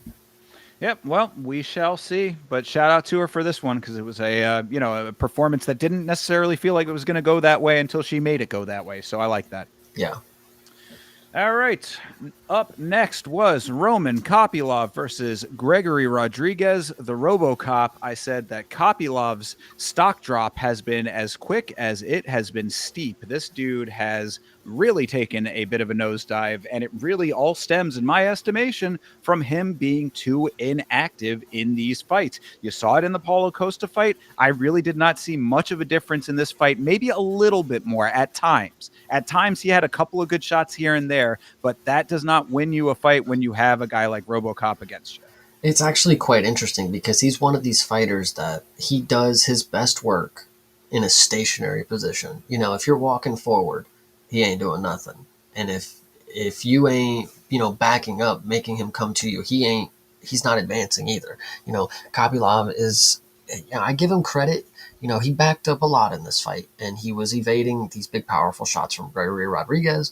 Gregory Rodriguez, of course, you see him, and you still can't believe that he's a middleweight. This is the hulking figures that I'd be talking about. When I say middleweight has hulking figures, it is Obama right here. Yes. So Kopylov, evasive enough, able to not get knocked out, which is kind of, I think, what I should have expected. I mean, he's a little elusive on the feet. He's very quick for middleweight, but like you said, just not active enough. I think there's an issue for him when it comes to somebody who's very threatening on the feet. He's not willing to put his chin on the line for that. He's very, like you said, very rangy, very powerful, but he's not willing to give one and take one. So I think that's the major issue with his game. Because he is a dog. He is a killer. Chris Curtis, that was a really good fight that he had, but I still don't see him with Gregory Rodriguez, man. I mean, it's hard to say that I'd put my face in the way of a punch of that guy, but that's the name of the game. You sign the contract. If you wanted to win, maybe you didn't. Maybe you were just here for a paycheck. I don't know. Cash Patel, start questioning.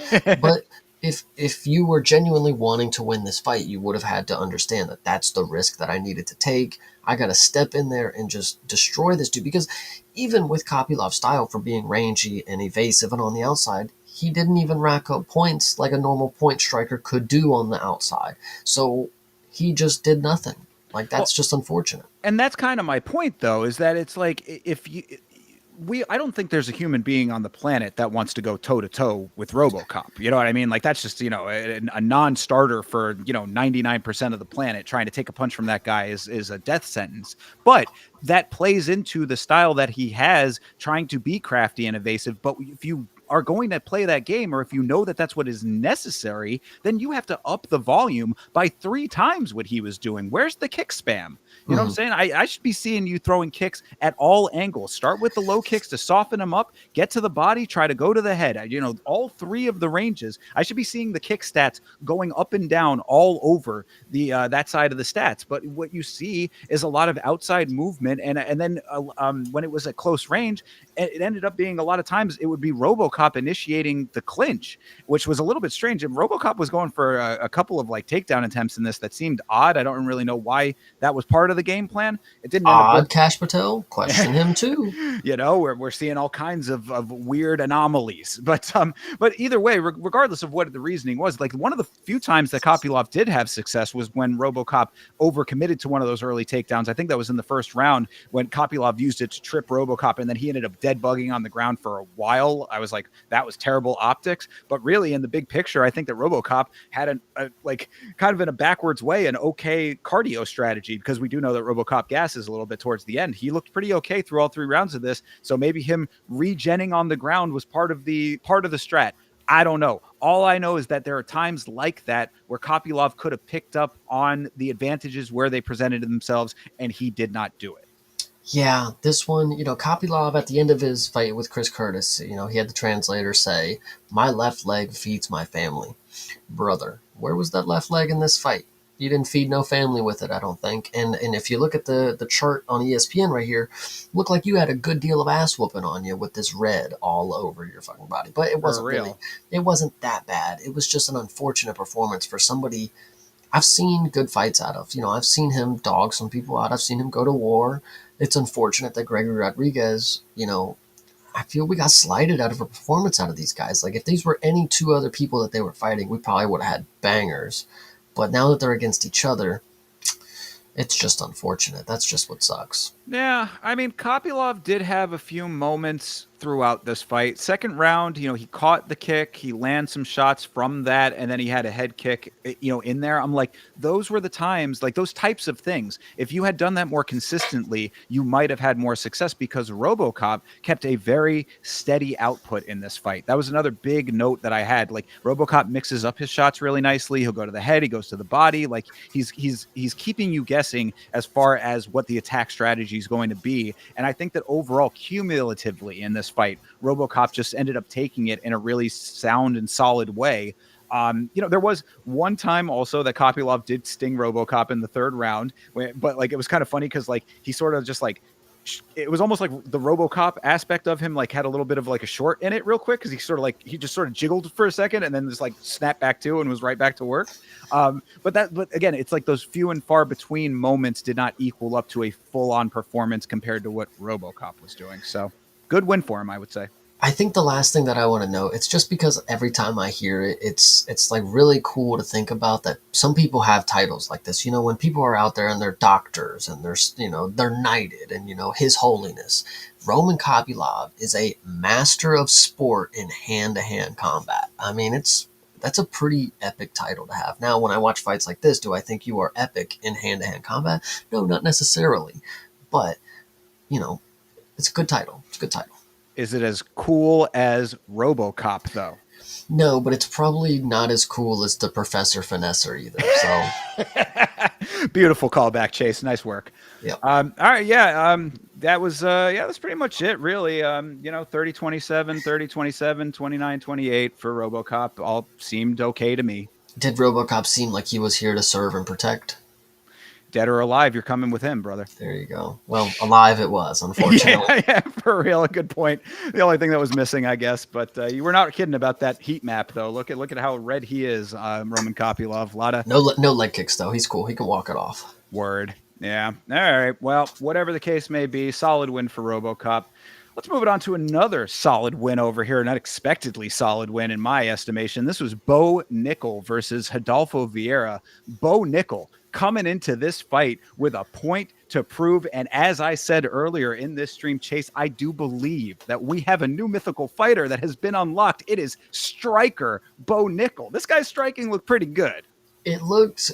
I mean, listen, people want to clown on him for what he did against Val Woodburn. The striking, not in the sense that he knocked him out in a clowning way, but like his striking, they were like, come on, this dude's going to get chinned eventually if he thinks he can strike like this. What you fail to notice is that he had the confidence in there. It's not that he just went in there and swung willy-nilly, which he did. He landed all the shots. They were fine. They were accurate. But he had the confidence to go in there and do it. So when you get a fight like this and, everybody's expecting some wrestle fest, we're going to get 2 wrestlers here. We're going to get Bo Nickel subbing him. We're going to get him out wrestling him. We're going to get to see this is this is your Hani Barcelos at middleweight. This is what we need to see out of Bo Nickel. And then he has the confidence to go in here and butcher him on the feet. Not necessarily for the first 2 rounds was it that exciting.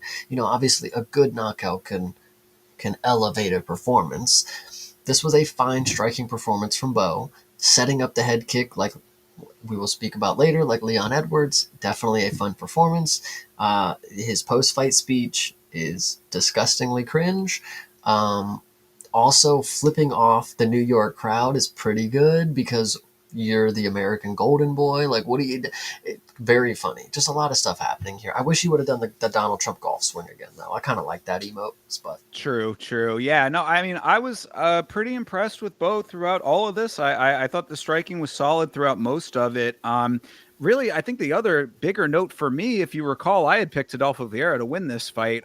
This was possibly the worst that we've ever seen Vieira look. He looked atrocious in this fight. Like I said, looked as all of if he was paid off cash. I'm just I saying. mean, all of these investigations are going to start adding up real quick. They better having a bunch of people over there at the FBI working on this. But You yeah, know, no, actually, not to interrupt you, yeah, but just sure. because I think it's a fun point to bring up, do you think there's an open request? They're like, what fights do you think have been written? Like, submit a form here. If there's just thousands of fights, they're like, check in on this. You need to do your job efficiently. You have to watch this fight, and we just send them all bangers. Like, I mean, hell no, because if they did that, then they would be inundated with every fight ever from. I mean, they would literally they could go back into the records of this show and just listen back through all of our analysis and just pick out all of them. You know, I mean, true, so 100%.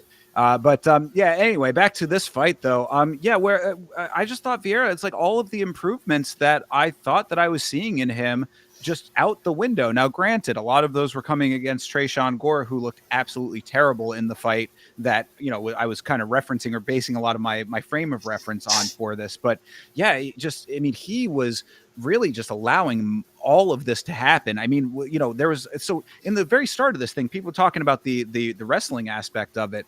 Like this fight starts with a slam for Bo. Like he picked him up and slammed him almost immediately. So it's like there's a little bit of offensive wrestling going on there. I mean, like Vieira, he gets out of the control.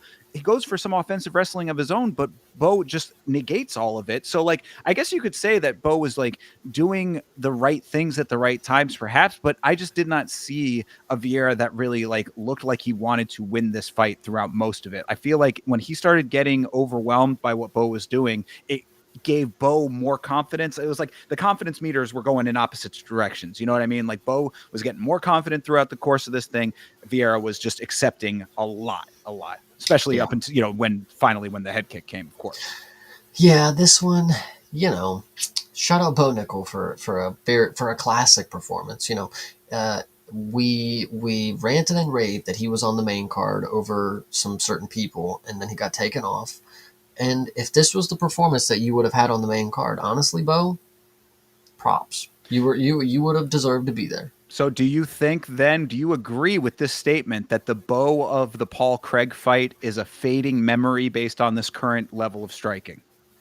Listen, I'm not the one and done type of guy. If you want to be great, you have to consistently prove it. It's Fair. not just after you start Rodolfo Vieira. I mean, if I told you this name on the street, you'd be like, who the fuck is that? Who the fuck is that guy? Bo Nickel. You have to do it against named people. When Paul Craig comes up and you're the only person that can't finish him, that's an issue. That's talk about what you can do consistently. I mean, sure, you finished it off of Vieira, sure, you finished Val Woodburn, but when it came to Paul Craig, you stood idle and froze and emoted on him, like, and then barely fucking, like, these are the things that you just, when it comes to named people, you got to be able to prove it. When it, like, I don't know, it's just Bo Nickel, do it again. I'm not saying go out here and head kick the next person, but use the threat that you have on the feet now to your advantage.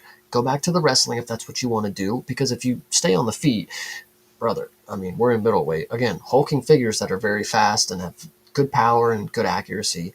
I mean, Paulo Costa on the feet probably does nasty things to you.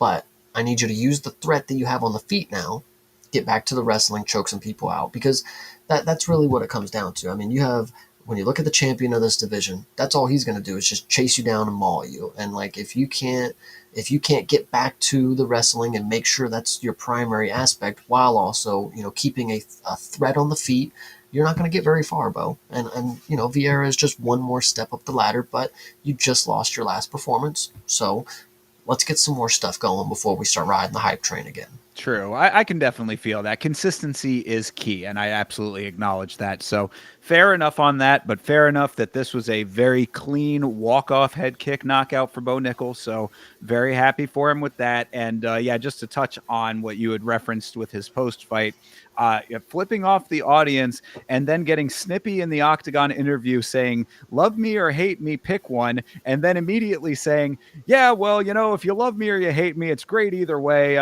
It's just like, um, you kind of kneecapped yourself with that. It was very strange. I thought it wasn't I didn't think it was as cringe as a lot of people do. I see, Beeb saying Well, disgustingly cringe, you but didn't talk about the cringe part which was what?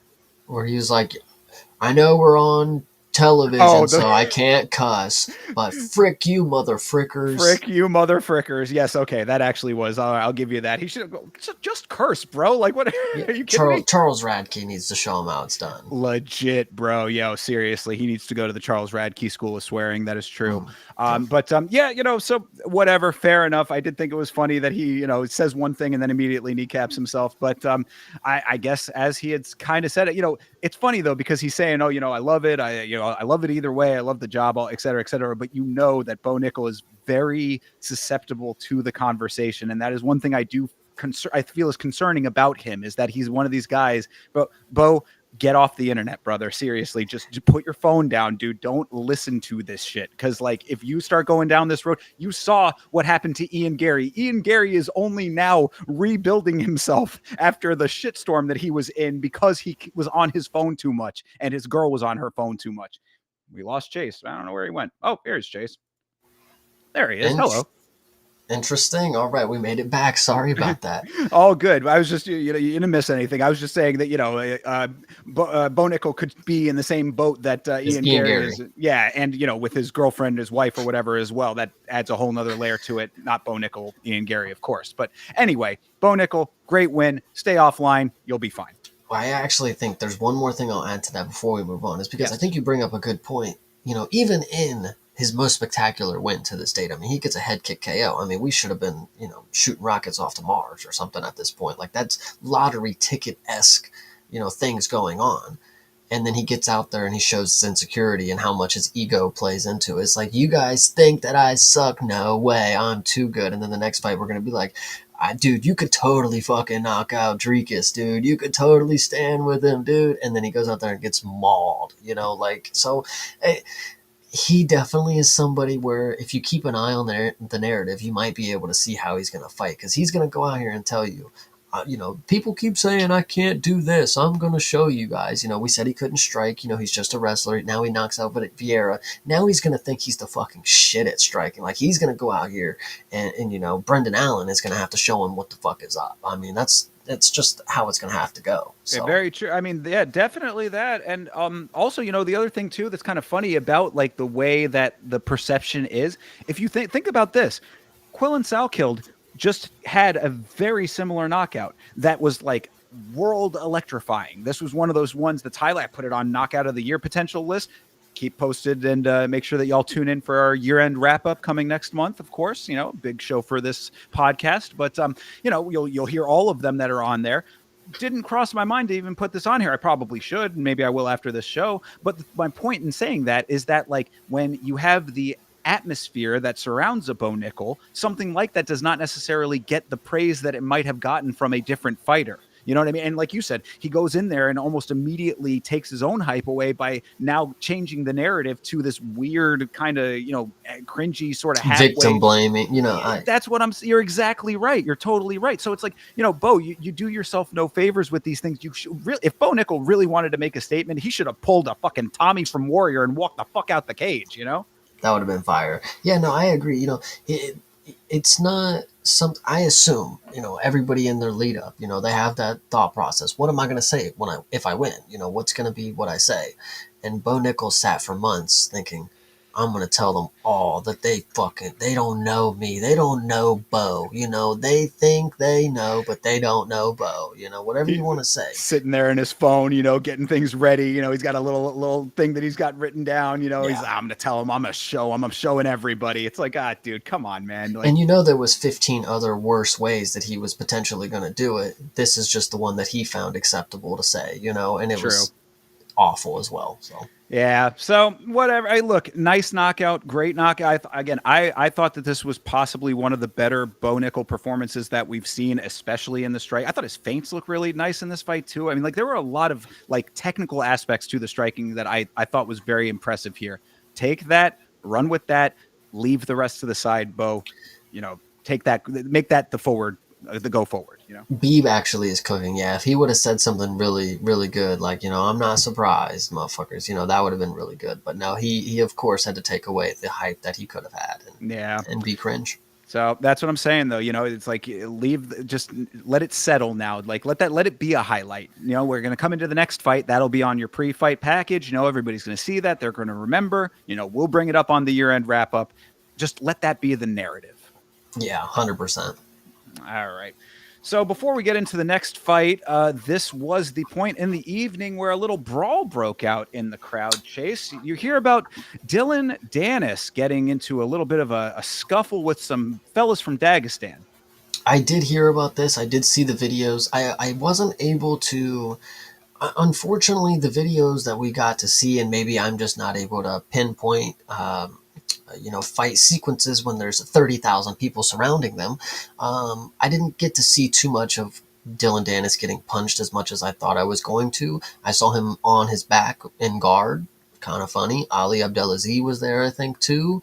I saw his big old clown shoes. Somebody said he's wearing Sonic's shoes, which was really fucking funny because, man, that is so true.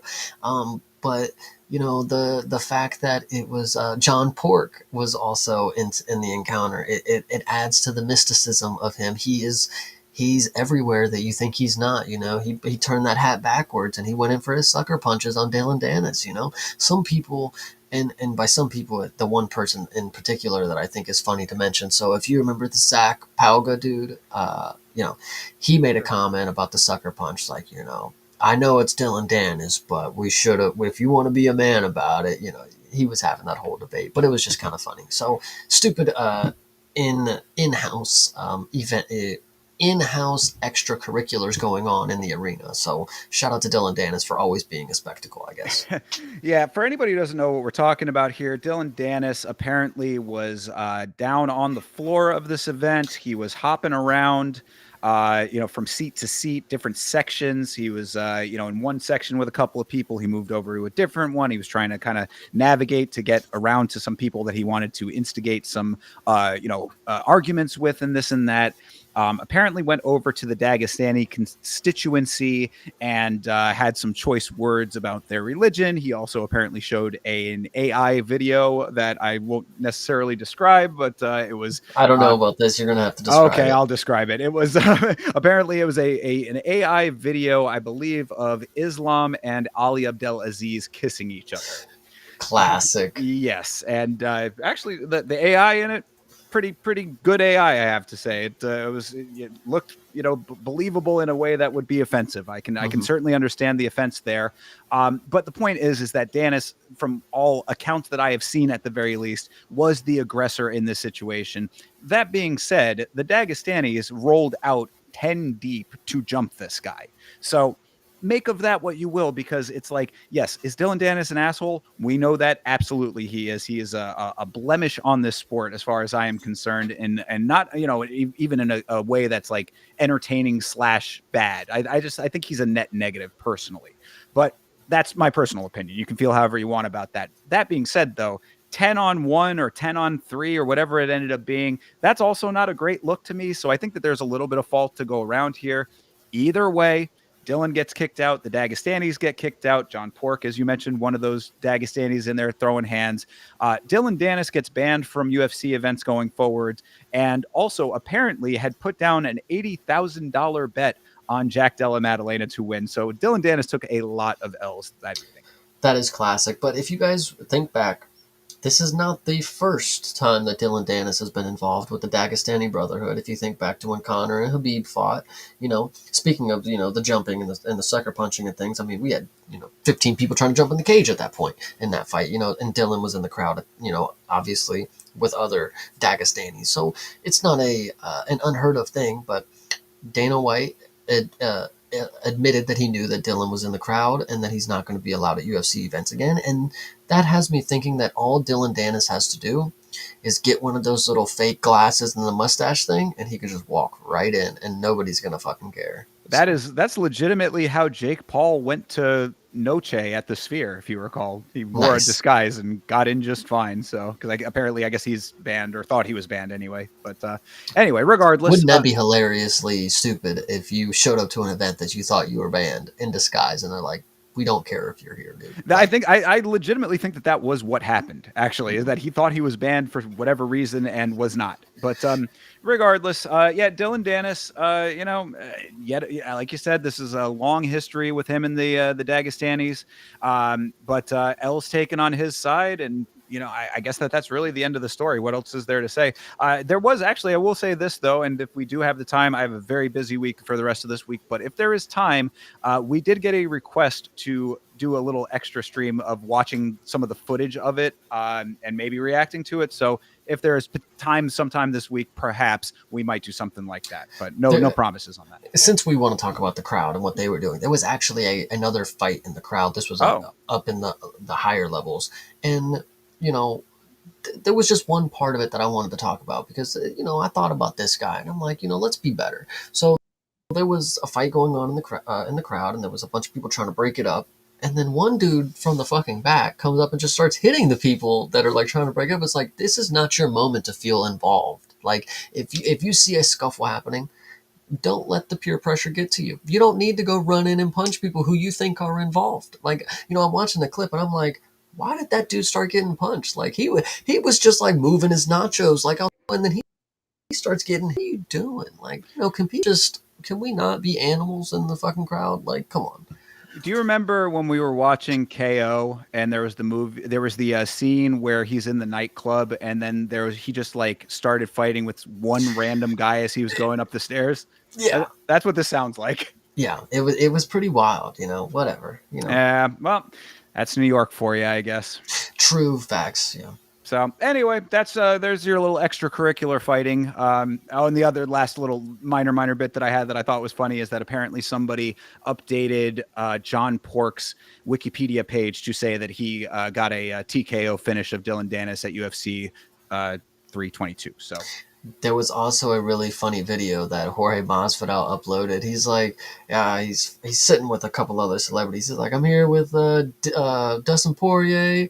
I'm here with such and such, and Dylan Dennis just got knocked the fuck out in the crowd. Like, it was really funny. well, apparently he had said that it was on site if he has been sat next to him. So I don't know what their beef is. I guess they got beef as well. But that was why Dylan Dennis was like moved over to somewhere else, I guess, or had been sat somewhere else. Whatever. Anyway, can we move on from Yeah. this dumb shit? Well, yeah, we got a longer fight to talk about. Yes. This is a very important, very, very in-depth fight to talk about here. Benoit Saint Denis versus Beneil Dariush. Dariush, of course, missed weight by 1.5 pounds. What the hell happened in this fight exactly, Chase? What was this? Yeah, I mean, you don't really. Sometimes you see strikes that hit people's heads, and you just look at it and you're like, how could that have. I've seen people eat flush shots to the face. I've even seen that particular fighter eat flush shots to the face. But the one on the top of his head is just like lights out. He falls face forward, like folds like a lawn chair. And it's unfortunate because BSD is the type of dude who we know a war is coming if he gets it. And Benil is just unable to give a war at this point. I mean, you literally saw an old man deteriorate. At this fight, it started out, obviously we got some dirty boxing instantly. Like, these dudes went head to head and they got in the clinch and they were just throwing some. If you remember the Don Fry clip versus the big old Asian guy, Choi. this is what this looked like for 16 seconds because they were into it. And then BSD lands a shot on the top of Dariush's head. Dariush's face down. The way that he fell was kind of like Justin Gaethje against Max Holloway. He just falls straight on his face and slides forward. The funniest part about it is that Beneil wakes up and is flustered. He's mad about the stoppage. It's like, dude, I know you don't know. Calm yourself. Right. You have been unalived basically in the cage. Like, holy shit. Crazy. Yeah, no, I mean, It's hard to say that it was that level of engagement, though. Again, this is a 16-second fight we're talking about here. Beneil landed 2 calf kicks. BSD clocks him with a left hook to the ear. Beneil goes exactly like you said. Some people take hard shots to the face. Some people's faces take hard shots from the mat. Yeah. That is what happened here. Beneil just straight down, face planting on the mat. One more shot to the side of the head flattens him out. Was game over at that point. And yes, it was pretty funny for Beneil to be like, what the hell? Why'd you stop it? What do you mean, why did you stop it? Bro, I mean, you were donezo. I mean, like, Yeah. you could have taken 17 more shots if you, like, this is always the whole debate that people have about early stoppages. It's like, would it have been appropriate for Beneil to take 17 more unanswered shots? Because that's exactly what would have happened. Yeah, he would have felt justified in his concussed state if he would have got extra shots. Like, I did my best. He let me try to get up. It's like, no, dude, you were prone. Like, you're literally laying down on the mat. Like, and I don't know. So 16 seconds is all this amounted to. Benoit Saint Denis with the rejuvenation of the hype train. I tell you, this dude. You want to talk about what Moicano did to him in one round? The thing that I will hang my hat on and say is like, he wanted to continue fighting, guys. Let's not overcompensate what Renato did. He did do the work, and I do appreciate that performance. That was crazy, but Benoit wanted to he wanted to continue going. He is a dog, and and Beneil is just, this is one of those MMA triangle things. It's like Renato can beat BSD, Renato can lose to Beneil, but BSD can just murder Beneil in 2 seconds. Whatever. Yeah, the MMA math does not add up as often is the case, but either way, yeah, like you said, Benoit Saint Denis right back in the conversation here, in a crazy way. But I mean, good on him. This, obviously, I don't think anybody ever questioned BSD's power. You know what I mean? Like, there's a lot of questionable things with some of these performances. Power was never one of them. Well, I think the thing is, it's not about the power, because, like, the head kick that he had against Matt Frevola, very cool. I mean, power is different because obviously he was literally loading up a kick compared to a punch. That's a little different in my opinion when it comes to punching power, obviously. Yeah. But BSD is, in my opinion, when I think of BSD, I'm like, well, that's a French. He is a striker, but he's got the marauder style where he's striking just to get you close enough where he can start grabbing your legs and throw you to the mat. And, that's where I think. So when it comes to BSD, I think of a French grappler. I know he is a striker. He's a little bit of everything, but a French grappler just put Beneil's lights out and left him face down in the mat.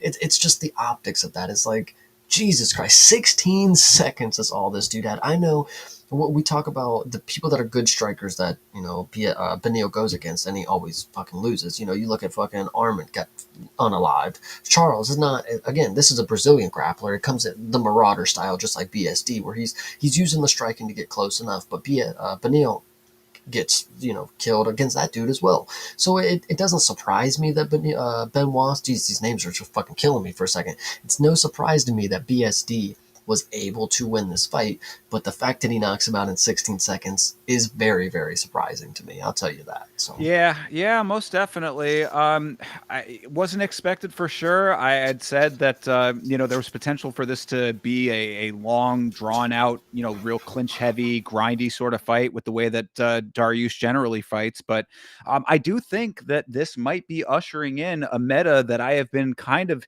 hinting at for a while, where guys who miss weight, I don't think it's an automatic advantage anymore. I think that what you're seeing a lot now is weight cuts and different elements that are going into these weight misses that equal up to a compromised fighter more times than not. It used to be that guys who came in overweight, and now I'm not saying that it's going to be all the time, obviously. I mean, there are going to be guys who just blow off the weight cut and then come in with this crazy advantage and win the fight. That will still happen. But what I think you're seeing a lot more, at least recently, is these guys who are having problems in the weight cut to the point where, it affects them in the fight. Now, I mean, I don't think that the weight cut necessarily equals up to getting punched in the back of the ear. You know what I mean? Like that doesn't necessarily all equal up there, but we have seen consistently time and time again recently in recent memory where these weight misses are not the advantage that they once were.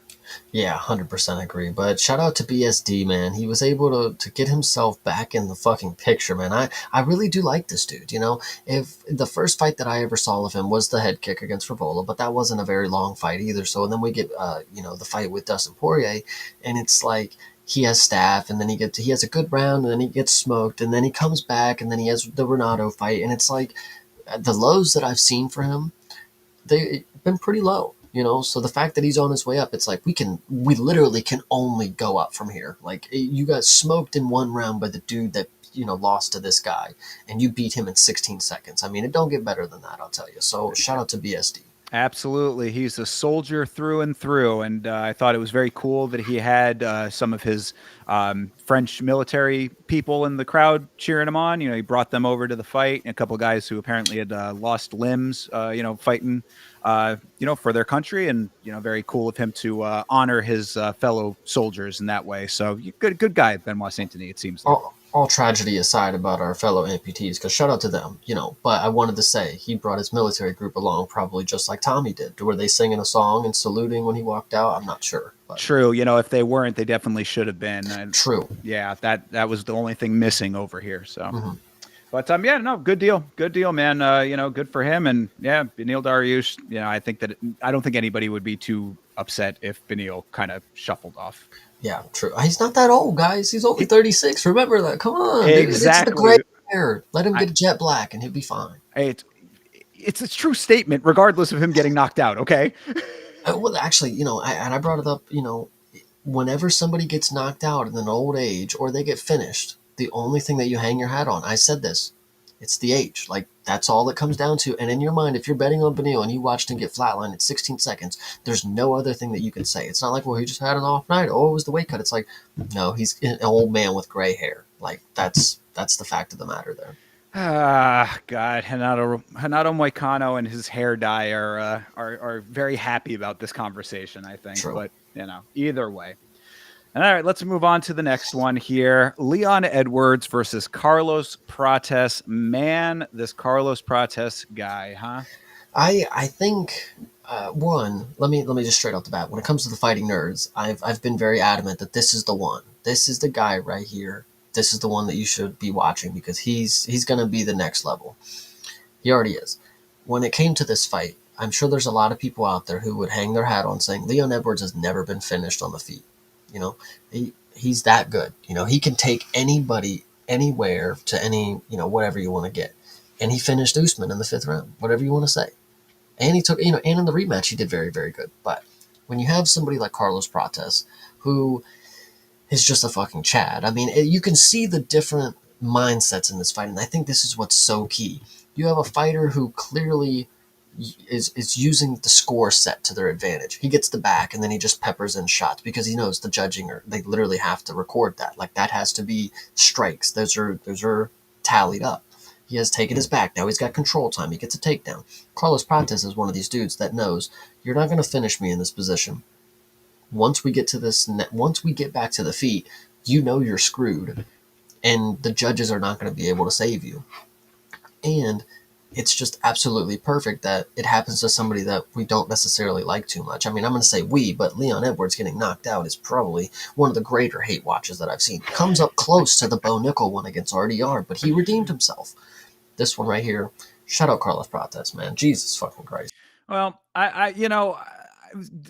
obviously he is the man. I don't think that there is any denying that. What I did not expect is to see Carlos Prates turning into Kevin Holland before our very eyes with all of this jaw wagging he was doing in this fight. That I was not, I'm not a fan of it. I don't like it. I say, and I even said it on the watch along. I was like, look, it is visually, yes, it's very entertaining to see Leon hanging off of his back and Carlos Prates making a face at the camera like, yep, I'm just as bored with this as you guys are, that type of thing. Yeah, it was entertaining. But what I had said in the moment, I was like, okay, but you need to win this fight now. Then he went out and did it, though. So I was like, all right. I mean, what else can I say then?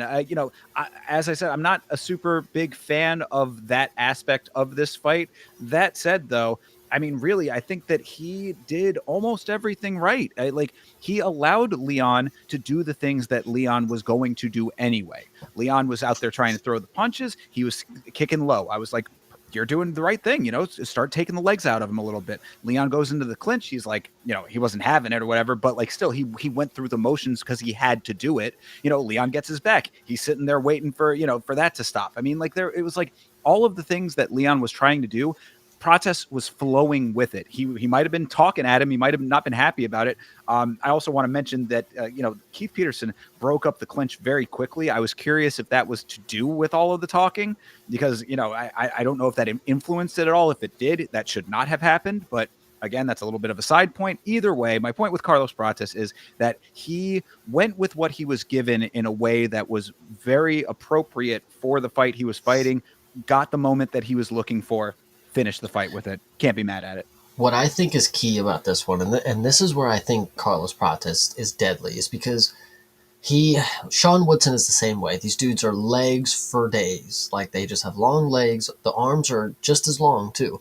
And so when you have Carlos Prates in the first round, Leon Edwards, his guard is high. He's waiting for the strikes. He's waiting to parry. Carlos Prates is not throwing. He's not in the first round. He didn't have a very jab or straight heavy game plan. He's just rocking a little hooks, doing a lot of low kicks. The moment Leon lets his hands down and opens up, that's when he started blasting the straight right that literally dropped him on his fucking ass.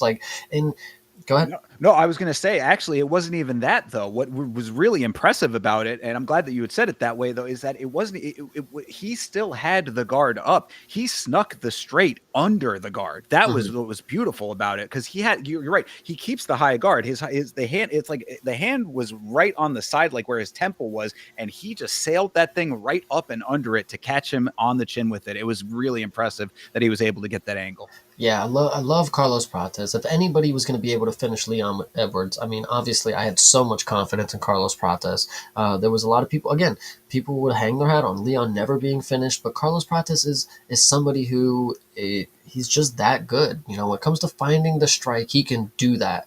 And when people talk about what happened with Ian Gary and Carlos Prates, I genuinely think, from what I see, from what he's been able to do after and what I see in that matchup, I genuinely think that he was conserving for a fifth round finish or a late finish in that aspect. I don't think this was 100% him showcasing everything that he can early, because he was playing the long game. Ian Gary was able to survive and able to get that win, but in a different situation, he might have got that late finish. Yeah, when a 3-round fight comes, Carlos Prates is all gas, no brakes, comes out here and gets a finish.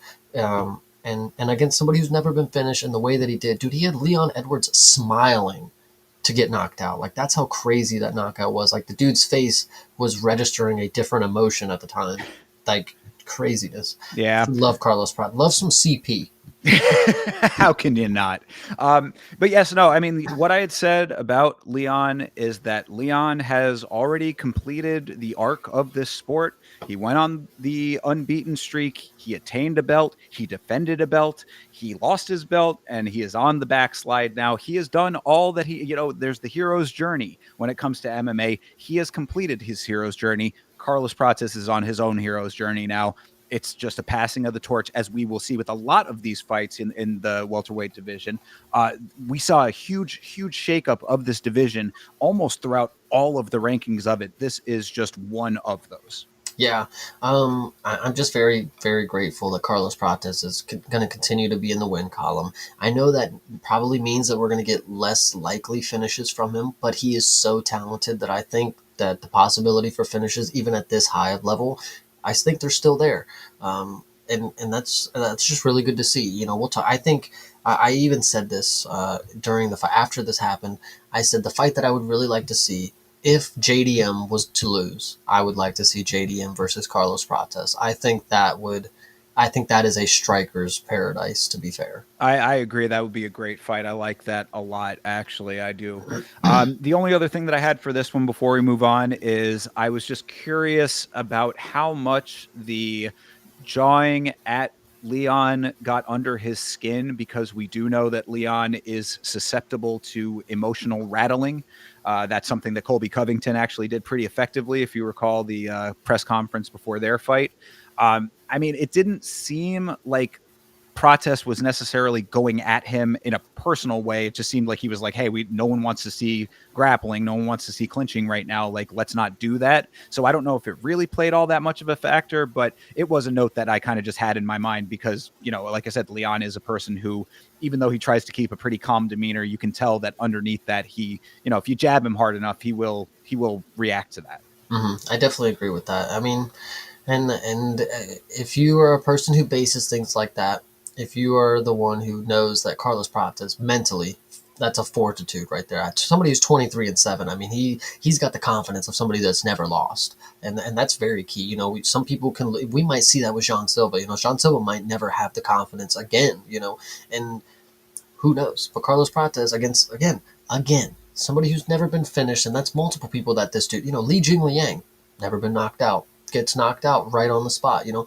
it's this dude he's living his own journey, of course. Leon, he became champ, lost the belt, now he's on his skid. Carlos Prates, he's still living the journey that he has. He's still continuing a story. It's not like we're writing him off yet. We are going to continue to see great things from him.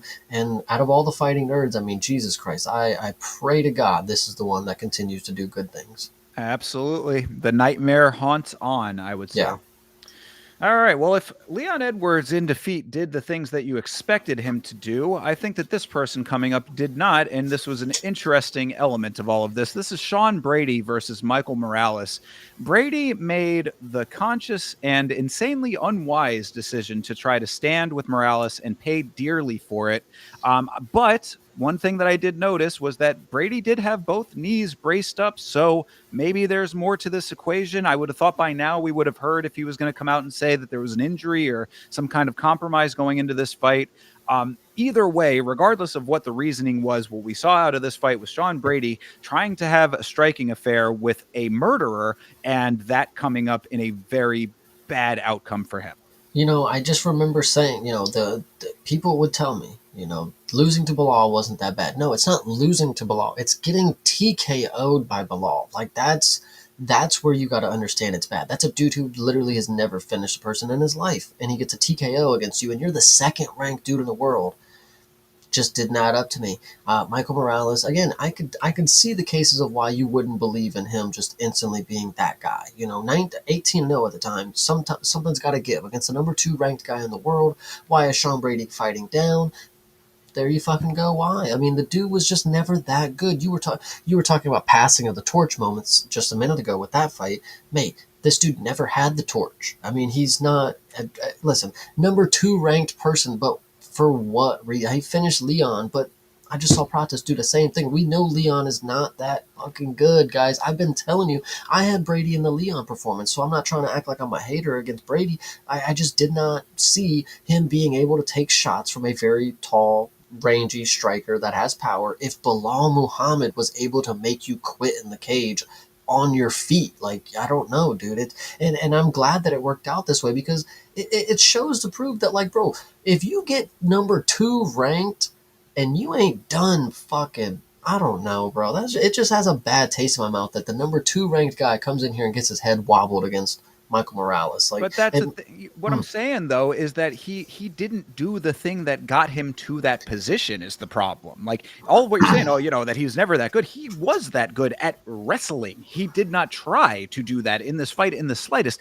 Not even after he got rocked. Like this is the thing about this fight. So another quick one here. This is a round 1 TKO here, full on knockout.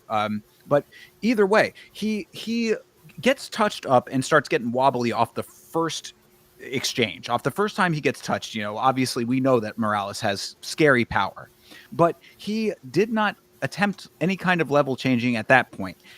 Morales continues to be calm, waiting for the next round of it, gets it, and then still no panic shooting, no anything. I was like, dude, what are you waiting for to do the thing that everyone knows that you are good at? Like he just abandoned plan A without there being any reason to abandon plan A. He never tried to enact plan A. I said this, and I've been, it goes back to the Contender Series with our guy Martin Eddy, and then the Chilean guy that trains with Brandon Moreno the next week. These South American guys that have these padded records that you question who they beat, how they got 18-0, 17-1, 16-0, things like that. You could keep questioning all you want, but you better just start believing that these guys are special. Because, I don't know if it's just the talent level is just elevated when it comes to South America compared to, when you look at a regional guy and he's 10-0 and he's been in these promotions that you've never heard of, but it's like somewhere, in a region that's not as talented, I guess, as, Latin America. I don't know. I Go mean, ahead. I don't like. Sure, I guess. I mean, like you can chalk up whatever you want to apply to Morales as to why he is great. Those things are all probably very true based on what we have been seeing out of him. But again, I all the emphasis that I am placing on this fight was Sean Brady not doing the one thing that he is known for and known to be good at. It's very similar to the Aaron Blanchfield fight we were just talking about, where Aaron Blanchfield was standing with Tracy Cortez, and it was like, why are you doing that? Now she made it to the second round in order to change course. Sean Brady did not have that luxury. So you would have thought that a guy who's second in the world, who has the fight IQ, theoretically at least, to know that he is getting touched. Again, after the first time that he was already wobbly off of the initial exchange, I would have thought that that would have been straight to the body. Get yourself those hands around the waist, start getting on, pushing up against the cage, getting the single leg going, anything to try to change the course of this thing. No, he steps back. He tries to readjust himself and then goes right back to striking. I was floored by what I was seeing. I was very, very perplexed by why he had this game plan. But again, we did see both knees braced up. Maybe there was something going on behind the scenes. Maybe there'll be some information coming out this week as to why he didn't want to wrestle in this fight. But either way, if that is your one thing that you're good at, knowing what Michael Morales is capable of, what he has done to all of his previous opponents, come on, the guy is undefeated for a reason here. It goes back to what you were just saying. So it's like, you got to know that he is dangerous. This guy is powerful. He's scary powerful. Plus, even if you had initiated the wrestling, you still might have had problems with him. You'll never know. But you could have at least gotten to the potential for something better for yourself if you had tried. Yeah, I think the last thing that I have to say about this, because of course it was a quick one, and Michael Morales did exactly what he needed to do, and that's exactly why I think it is perfect for me to go ahead and give me my Ecuadorian flag.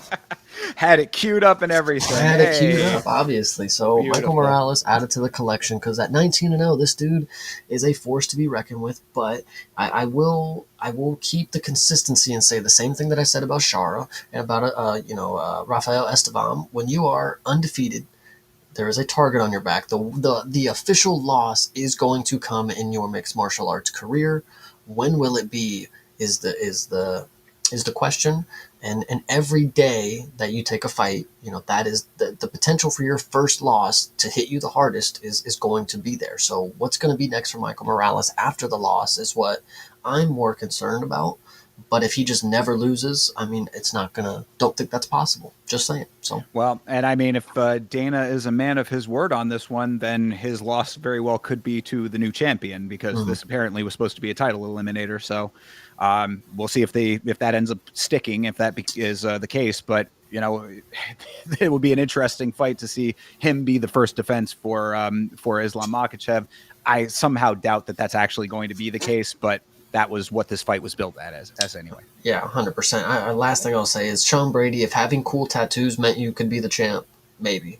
But true. Yes, it's unfortunate that all of those awesome tattoos are not going to be getting the shine they potentially deserve, but that is all based on your lack of wrestling here. So where was the IQ? Yeah. The only other things I had was that I thought that Michael Morales' composure was amazing, being that this was for the number 2 rank in the world. Madison Square Garden, this guy looked like he was cool as a cucumber in there, hands down by his belly button at times. Like he just was not fazed by anything that was coming his way. So shout out to him for that level of confidence. And I was very happy that he dedicated this win to his mama, who was out there in the crowd. Love to see it. Hell yeah. All right. Well, that takes us to the co-main event of the evening. This is Valentina Shevchenko versus Zhang Weili for the women's flyweight title. What can you say about this one? This was a pretty solid shutout for Valentina, slightly unexpected as far as I was concerned, because I saw what Zhang Weili was able to do against Tatiana Suarez, being a much taller and theoretically more powerful wrestler than she was. She was able to handle that pretty well, but Valentina was having none of that. Yeah, this one, I mean, I picked Weili. I'm a big fan of Shevchenko and Weili, of course. But I had to pick Weili because you do have to pick somebody in this. And I did think I was expecting more from Weili. And like I said, I thought in the point of her career, she is more youthful. She has more physicality. She has more of all of these attributes that I would say make a champion. Now, Valentina was able to play everything perfectly. I mean, everything that Whaley was able to do, she had the answer for it. So it was absolutely a beautiful performance. I mean, people could say it was boring, but when it comes to mixed martial arts, when it comes to the art of, something comes at you and you're able to provide an answer for that in the millisecond that it happens. I mean, she was able to connect all the dots, and there was nothing that Whaley was able to do. It was honestly frustrating because Whaley was she was so far away in these fights. Like, she was jabbing, but three punch arm lengths away. Like, and it was just frustrating because Valentina was very stationary. She was just waiting for you to just walk into her traps. And Whaley seemed a little unwilling to do that at times because she was getting, it was working. Valentina was cooking her on the feet. And then with the wrestling, I mean, she was able to just do everything that Whaley couldn't. And uh, whether it did appear to be the size, it appeared to be the weight, and she was just able to do everything that Whaley normally could do against women her size or similar, and this was just unfortunate. The one thing that I will say about her post fight speech, which I thought was pretty cool, you know, everybody out there who rooted for me, don't worry, I'm okay. I'm happy. Like, I'm like, man, fucking shout out Wei Lee, man. She's always bringing the positivity, so love Yeah, to see it. she's a lovely young lady. She's always very positive. I think she's a great asset to this sport, and she is a legend of this sport, really, just Hmm. like Valentina Shevchenko is. Valentina looked huge compared to her, so yes, I do think that the size was a big factor in this. And a lot of the notes that I have for this fight are applicable to the main event as well. But the biggest one that I would say here is that when the takedown threat is that real, which it was real, as you saw in this fight, the striking instantly becomes way more timid by its own very nature. You if you're worried about getting taken down every time that you enter for striking, you're just not going to be as effective of a striker. It's just a natural thing. So what are the options at that point? Jean can't close the distance because of the takedowns. She can't fast shuffle because Val is too nice with her own striking, and the knees were there for her too. I mean, like Val was just locked in as she always is. So what adjustments really could be made by round 4? You know what I'm saying? Hmm. Like that, it's you have 3 rounds ahead of that are all very much not going how you want them to go, and you don't see a solid entry point for anything that could be offense for you. It almost becomes a foregone conclusion by then. It feels very hard to think that even with the positivity that she showed after the fight, that there wasn't some element of Whaley that was broken by midway through this fight, I would say. I think another key thing that I have to say about this, and I don't know if I'm incorrect to make this assessment, but when it came to the coaching from Zhang Wei Li's side, she had an American coach speaking English to her. I don't think I've ever seen that for her. I don't know where happened to our Chinese coaches. I thought that was where we had been. I got this random coach who's just yapping. He's actually telling her just like shit things in the corner. Like, he's not.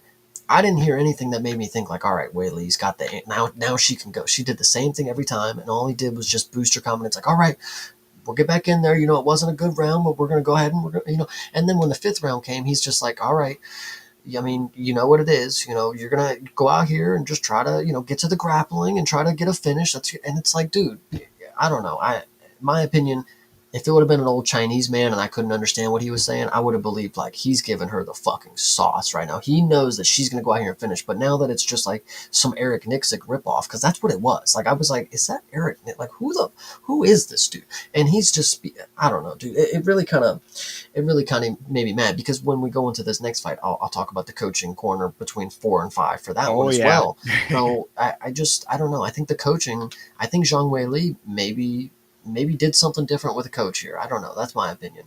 I didn't pick up on it. I'd have to go back and double check all of that aspect of things. But really, I mean, coaching or otherwise, like, what was the actual answer here? You know what I mean? Yeah. Like, there's only so much that you could say when Valentina. Again, I like this was one of those hard ones because it's like Valentina. The level of athleticism that she brings to every fight. She is a person who lives the martial arts lifestyle. She said it in her own post fight speech. That it's not a job to her, it's a lifestyle to her. She exemplifies that every day of her life and in her fights. So she comes in with the athleticism. zero energy expenditure through half of this. Every time that they would stand up at the end of the round, she popped right back to her feet and marched over to her corner like nothing had happened. She could have gone 5 more rounds if she needed to. So she's doing everything correctly. The striking is there, as you had said. The takedowns are there. Everything is clicking exactly as she wants it to be, and she's negating the potential things that Wei Li could do. That's what I felt bad for. Like by the end of this fight, when Wei Li, like at the very, very end, was on her back and she's like bicycle kicking in the air and Val is just standing over her. Like I felt like that was almost like telling the story of this fight to an extent. You know what I mean? It's like everything that you tried just didn't add up. And this is where you end up on the ground with your feet flailing and Val just kind of looking down at you. Yeah. And if you go back tracing through all of this, she got hurt by that knee in the first round. Like, Yeah. that was a legitimate drop. I mean, it didn't look like it because the angle and them being on the cage or whatever, but like she went down off of it. Like it was that in little moments throughout the entirety of it. So you take that over 5 rounds, 25 minutes of essentially getting a masterclass performed on you. I really, again, corner her. I can't be mad at really any of it. Val is just greatness exemplified. 100%. Yeah, you can't really take too much away. I would agree with it. I mean, shout out Valentina. I mean, she's got 9 rubies to the belt now. So what can you say? Yeah, she's starting a second Thanos gauntlet, Yeah. So, yeah, I mean, I guess that really is about it for this fight. 50-45 shutout victory for Shevchenko. Everybody's asking what's next for her. It's like, I mean, what's she going to fight on the moon? I mean, like, I guess she's really going to be waiting for Nunes and Harrison to happen, and then maybe she fights either the winner or the loser of that, depending on what she wants. But I would think it'd be the winner. I mean, another. Well, super I don't fight. know if you saw Amanda Nunes commented about this. I did not. She said, when I come back and get the 35 belt, I'm gonna go down to 25. So okay, well then there you go. Let Val have that, and after that, I mean, there's just not much left for her to do. She's in that rarefied air where she has done everything that she needs to do in this sport. Like, what do you do? if you make Wei Li look easy, we don't have any other options. We have literally no other person that's gonna make it even close, in my opinion. So just let her I mean, she should be doing what Volkanovski's doing right now, is fucking resting with the belt. It's like, why haven't we found an opponent for him? It would make more sense if it was like Shevchenko. It's like, well, we don't have anybody that's even worthy. Like, we keep trying to show you that these are the contenders, but they keep falling short. Jasmine Druzevicius. We keep trying to throw them in there so we can get new contender, but they can't show you. So we had to get Wei Li from another class, and even then, she got sparked for 5 rounds. So what do we have? Honorary, just give her a date and let her just walk out and just wave and be like, I won. I did it. Yeah, legitimate, really, seriously. She could have a send-off the same way that they sent off Mighty Mouse in one championship, where it's just lay the belt down, induct her immediately into the Hall of Fame. It sounds crazy to think that would be an appropriate thing, but when you do what Valentina has done in this sport, it really does track. Yeah, 100%. Well, there you have it. That leads us into the main event of this card here. This was Jack Della Maddalena versus Islam Makhachev for the welterweight world championship. Islam Makhachev doing essentially what we had predicted him to do, Chase. It was one of those ones that, like, I didn't necessarily see this going exactly how it played out, because shout out to Tommy Tohold from MMA On Point. I listened to their breakdown of this very briefly, and what he had said was that, Islam is generally a more exciting fighter than what this fight was. So I can understand people who thought that this was a little bit of a snoozer, but it does not take away from the fact that Islam Makhachev is the GOAT. He is that thing. He is the man. So, I mean, love it or hate it. And I understand the people who hated it, but this is what you get from Islam Makhachev. You get greatness, you get dominance, you get a double champ. Yeah, I definitely agree. It was impressive to me how strong Islam was, and like going up a weight class. I even said it. It's like, if you're rooting for JDM and your idea of hope is that when JDM is completely lying on his back as if he was with Bilal and he was able to explode back to his feet, you are in the wrong thought process of how he's going to win this fight. Because Islam, if he gets on top of him, which he did, he's not getting up. I mean, he tried to explode up many different times, and Islam literally just forced him back to the ground. Like, it was it was comically easy, it seemed like, for Islam. Like, I like Jack Della Maddalena because in the nature of the underdog, when you get to round 5 and you see his face and you see just like, you see how much it hurts him, you know. And people want to talk about it was the leg kicks. Mate, he landed 10 leg kicks. Let's not act like Jack Della Maddalena's leg was fucking broke. Like, I've seen leg kicks before. People get chewed up all the time. He's a tough fighter. I don't think 10 leg kicks are what made him, you know, cry. You know, that's where some people were alluding to. He's in so much pain from the leg kick. It's like, no, he was upset at himself. You know, he thought he was going to do better. Thought Craig Jones had the fucking answers, which I hate to break it to you once again, just not how that fucking works. You know, go to Dagestan 2-3 years anyway. Yep. You know, so in the nature of the underdog, I'm starting to root for Jack towards the end of the fight, but the entirety of the time, it's comically easy for Islam to just do what he wanted. You know, the first takedown was so bad because he grabbed the leg, switched it to the outside, and then tripped this dude so fucking hard. And then when you saw that, I mean, there was also another point where they went rolling. Jack Della like reversed the position on the takedown, but Islam never broke his grip, so he just like rolled with him and then just like manhandled him back to the mat. That's the one. That was, to your point about the strength of Islam. That's why I had in the notes. I said it's not the grappling of Islam; it's the strength plus the grappling. Because the maneuver you were talking about there, he essentially, we were talking about this on the watch along. Both me and Vitz just like, you know, jaws on the ground. It's like you see him take him from his like the top of him and essentially suck him underneath him. Like, you know, it's like he like absorbed him to the position that he wanted. He was able to maneuver him to wherever he wanted him to go. That's why it was pretty amazing to me that Islam was not able to finish this fight, considering the amount of control that he had. But besides the point, I suppose. Jack is decent at grappling, at least when it comes to not getting submitted grappling. Like, that's what I mean. You know, he was taught the correct way to defend the positions, which, fair to him. He was not taught the correct way how to get up out of these positions. One, because we don't necessarily have that answer yet. This dude is too strong, too good at wrestling. He can keep you where he wants you. It was just a very great performance all around for Islam. Going into the 5th round, you had the coach from Jack Della, you know, wipe that look off your face. You know, you can end this fight in one shot. Go out there, give him that one shot. You know, I actually kind of respect, I'm like, oh, this is a coach. Like, this is the Leon moment. Like, this is what you need from a coach. You know, at your worst moment, you got one round left. Give him all he needs to you know, to have some sort of hope.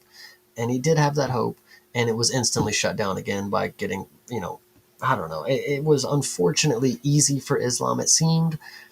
Jack Della, Sorry.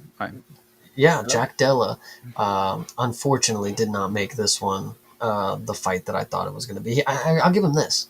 He did better than DDP against Hamzat. He at least was, you know, attempting. You could see in his face that he was trying. He wasn't just accepting that Hamzat's on my back or Islam's on my back, whatever you want to say. Like, he was genuinely showing frustration in his face because he was trying so hard. So I'll give him at least credit there. He tried. So, well, I mean, you know, this again, the note from the co-main event really does stand here as well, is that when the takedown threat is that real, the striking is inherently going to suffer.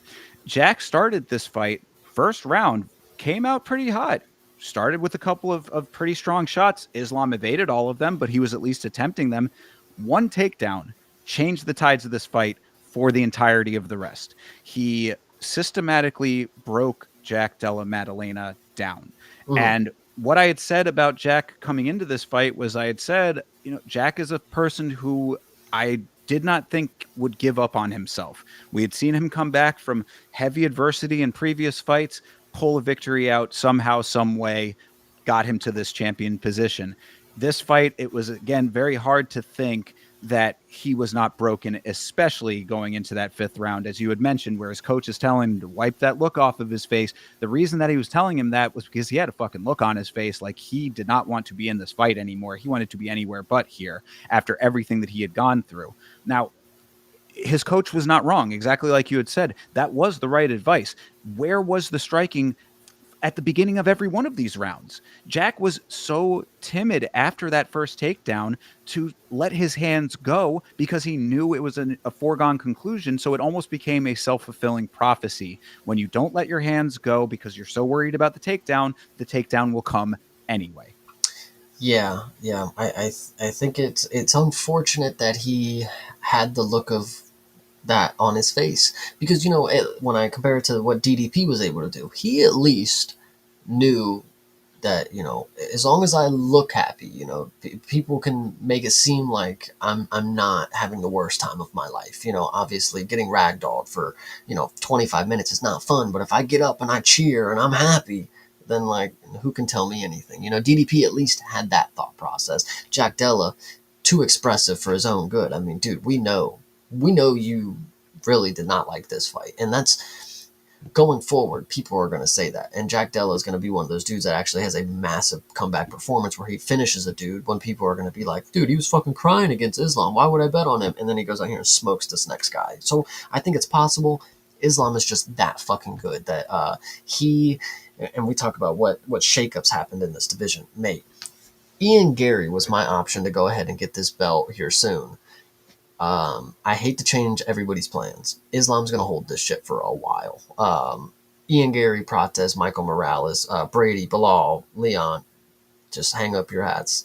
Hang them up now, because what's really going to happen is, and people hate that I'm going to be real about this. This is what's going to happen. Kamaru Usman is going to call for his title shot.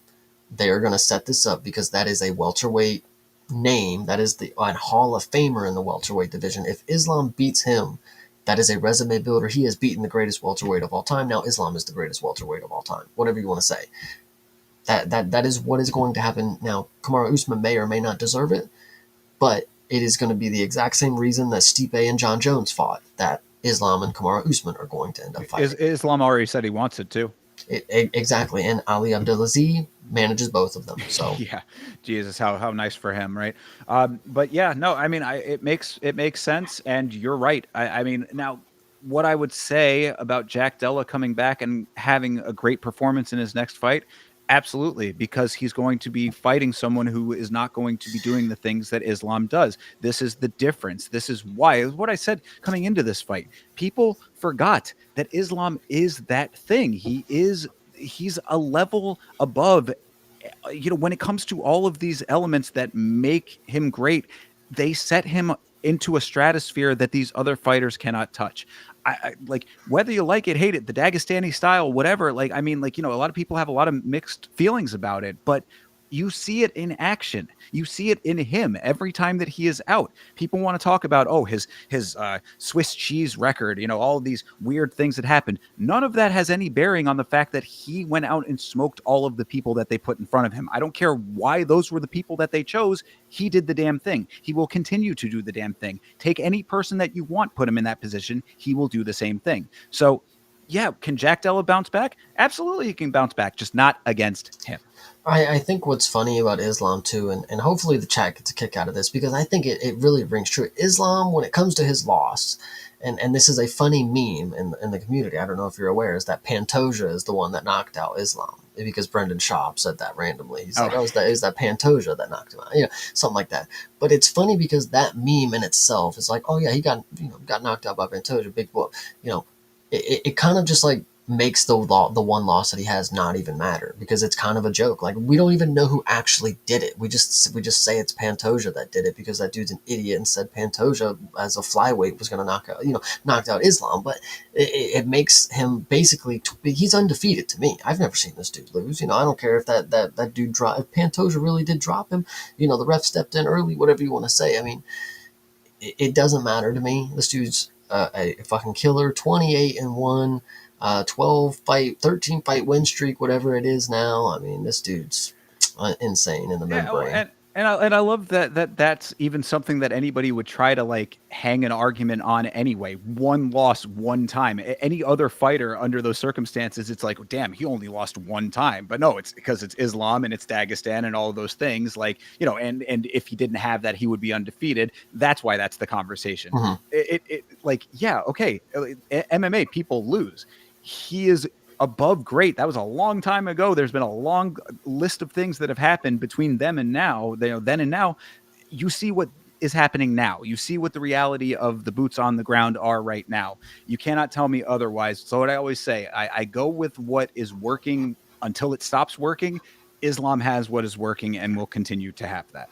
So, with the context that Islam called out Kamaru Usman thinks that he should rightfully get the shot as well. What do you think that means for Sean Brady and Michael Morales title eliminator meanings? Because even when that happened, I believe what exactly happened is, they were at the little press thing and they were like, "Is Sean Brady and Michael Morales a title eliminator shot?" And Dana said, "Sure." Like, that doesn't sound like he's like, "Yeah, fuck yeah, no, these dudes are getting the belt after this." He literally was just like, don't give a fuck. It could be or it couldn't be. And then now the Kamaru Usman steps in. What are we thinking? So Michael Morales, is he just around the block now? Is he getting his title shot, or are we gonna have to see him go against Ian Gary or something? Either like if he got some type of verbal agreement about it, then he can wait. I mean, or he can take another fight if he wants to just stay active. But I don't know why you necessarily would want to stay active when you're the number 2 in the world. You're kind of setting yourself up for a potential downfall just by nature of the odds. Yeah, I mean, I think that he just whoever it is, I think it just gets backed up one. You know what I mean? You slot Kamaru Usman in there for the exact reasons that you listed off earlier, and then after that, then the rest can play out as it's going to. And to be, I think I'll try to break it down for you. The reason that Kamaru Usman can get a title shot is because, yes, he did beat an upcoming person in Joaquin Buckley, who was the dark horse. This is somebody that we were all saying could come and get the belt eventually. He stalls that out after 2 years layoff. He just comes in off the couch, does it. Before that, he put up a reasonable matchup against Hamzat, didn't get finished on day's notice as well. And before that, he was the reigning champ of the welterweight division. His name is still lingering. He might even still be like the third ranked guy in welterweight. Like, the case is a little sketchy for activity. Like, this isn't a recent guy who's been winning, but like the case of the historical meaning to beating Kamaru Usman for Islam Makhachev, it'll only make sense now as they both get older, and it would only mean the most if we do it right now. It's not like we can get Islam a title defense and then finally, if Kamaru Usman wins 2 more, then we give him a shot. He's already old. Islam is in the prime of his career. If prime Islam beats Kamaru Usman, who's not 45 years old, that means something. But if we wait till Kamaru Usman's 42, 43 years old, and then we finally get the matchup, it's just not going to work. Or because in Kamaru Usman's mind, he's going to get the welterweight belt back, and he's going to get a Hamzat title opportunity. So there's still some sort of like determination in this. Whether it's actually going to come to fruition, who knows? But for Islam to not face Kamaru Usman, and we have two people who arguably could wear the GOAT title. Welterweight GOAT is not what Islam is. He's just in another stratosphere of that. But when it comes to divisional GOATs, Kamaru Usman is one of them. He's probably not. He's maybe second if you want, GSP or whatever. So who knows? I mean, and also let's not forget that before the Leon Edwards loss, Kamaru Usman was in line to, I believe, either tie or overtake Anderson Silva for the longest win streak in the history of the organization as well. So, I mean, you want to talk about credentialed. I think people, short memory spans when it comes to this sport. Kamaru Usman is a legend of this sport, regardless of division. He is he's a generational athlete, in my opinion, really, in a lot of ways. So, and that's unfortunately what matters most. It's not about the 2 L's to Leon, then an L to Hamzat, then one Buckley. It's about what their name represents in the sport. If you beat Kamaru Usman, you've beaten the person who's the best in the division. That means you are now the best to some people. John Jones, wanted to fight Stipe because that's the heavyweight GOAT. You guys call him the greatest heavyweight of all time. I want to beat the greatest heavyweight of all time because that would make me the greatest heavyweight of all time. That's just all it comes down to. Me personally, I don't think Kamaru Usman should, but in all fairness, I think if he does randomly get this shot, I think he might have the best chance out of everybody that we have right now. And that's also a very good point too. I mean, this is still a competitive Kamaru Usman. I mean, you saw what he did to Buckley. Obviously, that would not be the same circumstances with Islam Makhachev, but the potential is still there. You see how well he moved. You see how he put to rest all of the knees being weak rumors and all of that kind of stuff. I mean, he went out there with a point to prove, and he proved that point. Also, the champ gets what the champ wants. Islam Makhachev, the double champ. I mean, granted, vacated the belt regardless. Give me a break. He's the double champ. We know it. He gets what he wants. If he wants that fight, that's what he gets. I mean, they both seem to want it. There's a reason for it. We just laid out all those reasons. Let it happen. It's one fight, and then the rest of the division can have their just due thereafter. I actually am going to disagree with you for the sake of making a longer argument of something that doesn't need to happen. Double champ status. I do not believe that that is what I've seen here. And it's not because it's not simultaneously. I don't have a problem with that. I think the issue is we had a clear cut Yeah. person who wanted that 55 belt and they were going to give him the shot. That's the thing. They were going to give him the shot against Islam.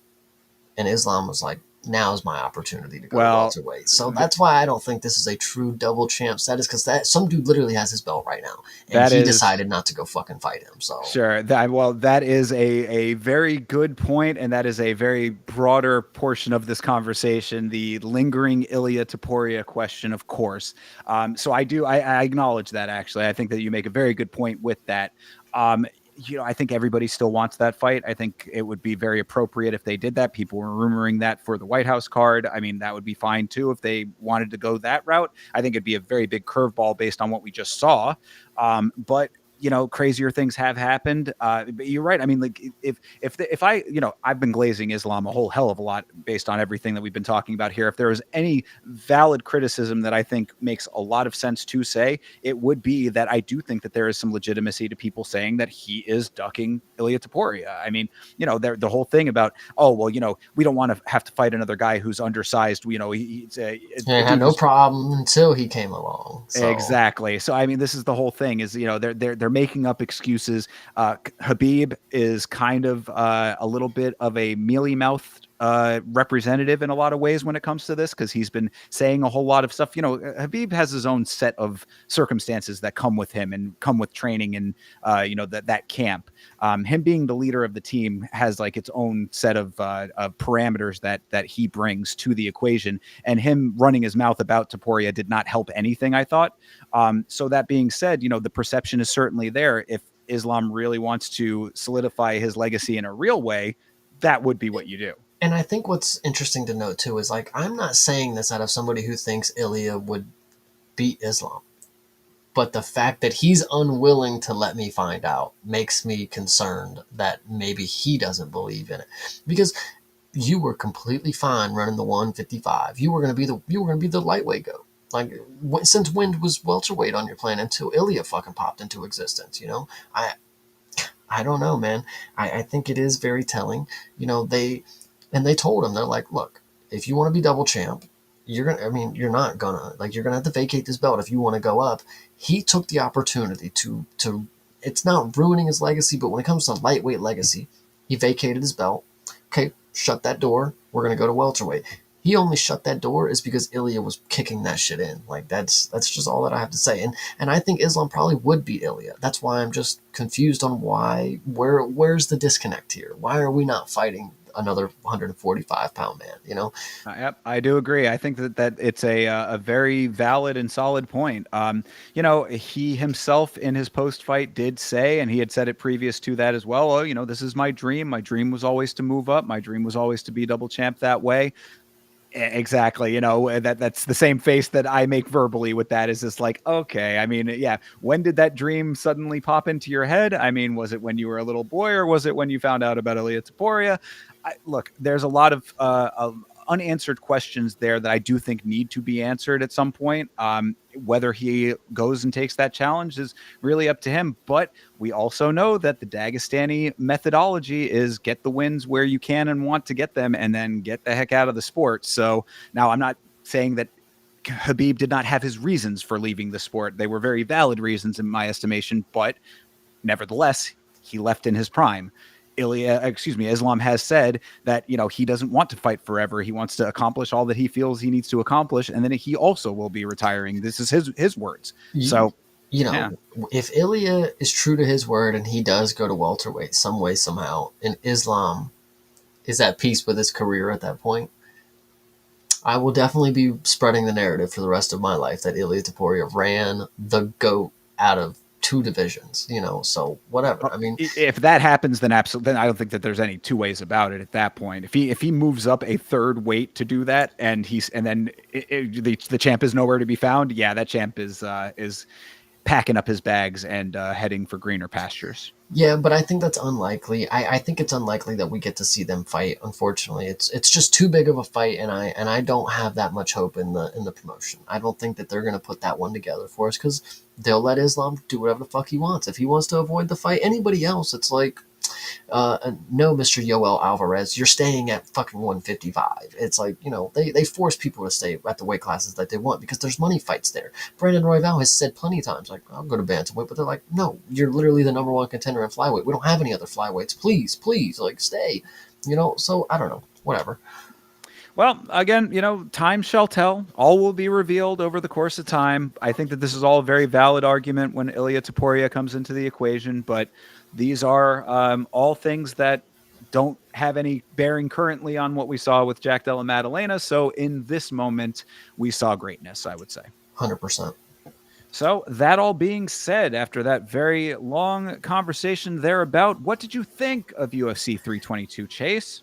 It was fine. I think the main card, which is how a lot of people judge these because people aren't watching prelim fights, the main card itself, you should be very, very happy for. You got to see three straight finishes, and then you got two masterful performances from the greatest champions of our era. So there's that. Yeah, I would agree too. I mean, I am very much acknowledging people who, I think it was CTE who was in the chat earlier saying that, he values the entertainment in his entertainment value.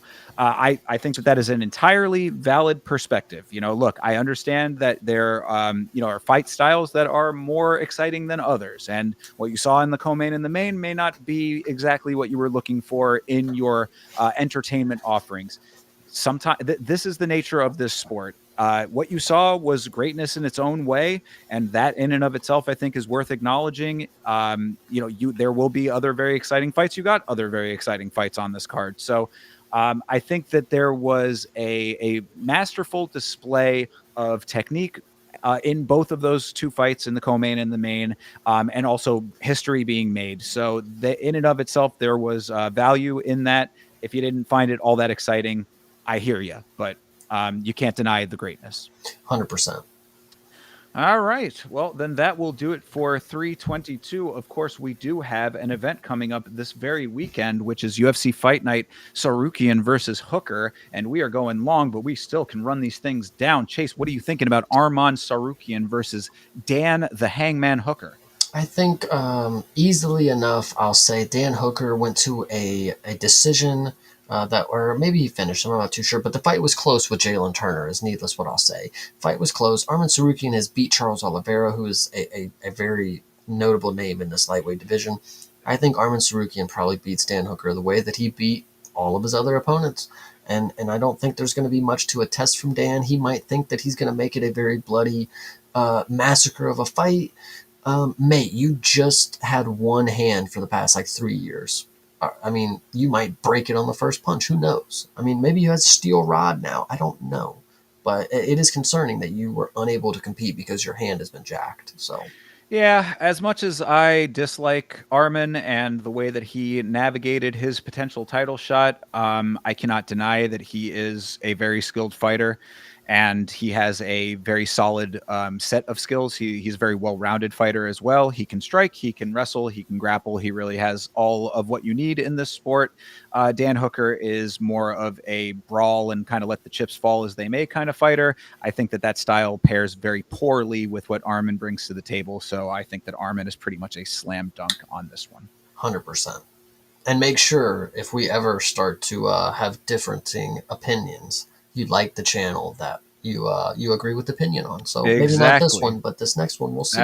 That's right. We are streaming to our individual channels. Make sure you like the one that has the more accurate takes. In your more based takes, of course. Exactly. Based takes all day. Of course, they're coming from me mostly, but Yeah. Anyway, co-main event is Bilal Muhammad versus your boy Ian Machado Gary. What are you thinking, buddy? Are you going for your boy Gary to just knock this dude around for 3 rounds, or is this a 5-rounder? I think it's 3 rounds, right?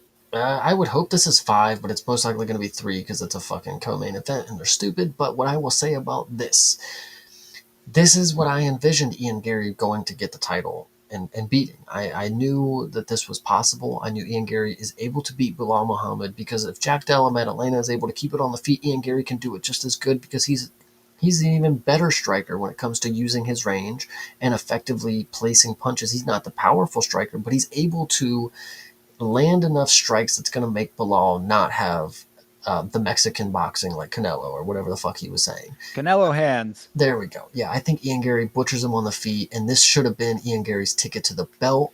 But Bilal Muhammad at 37, not much left to offer. When he gets chinned, once again, it's going to be the age. We're all going to hang our hat on. Well, he's 37 years old. You know, who could have expected it? But if Ian Gary chins him, I will be very surprised. I'll tell you.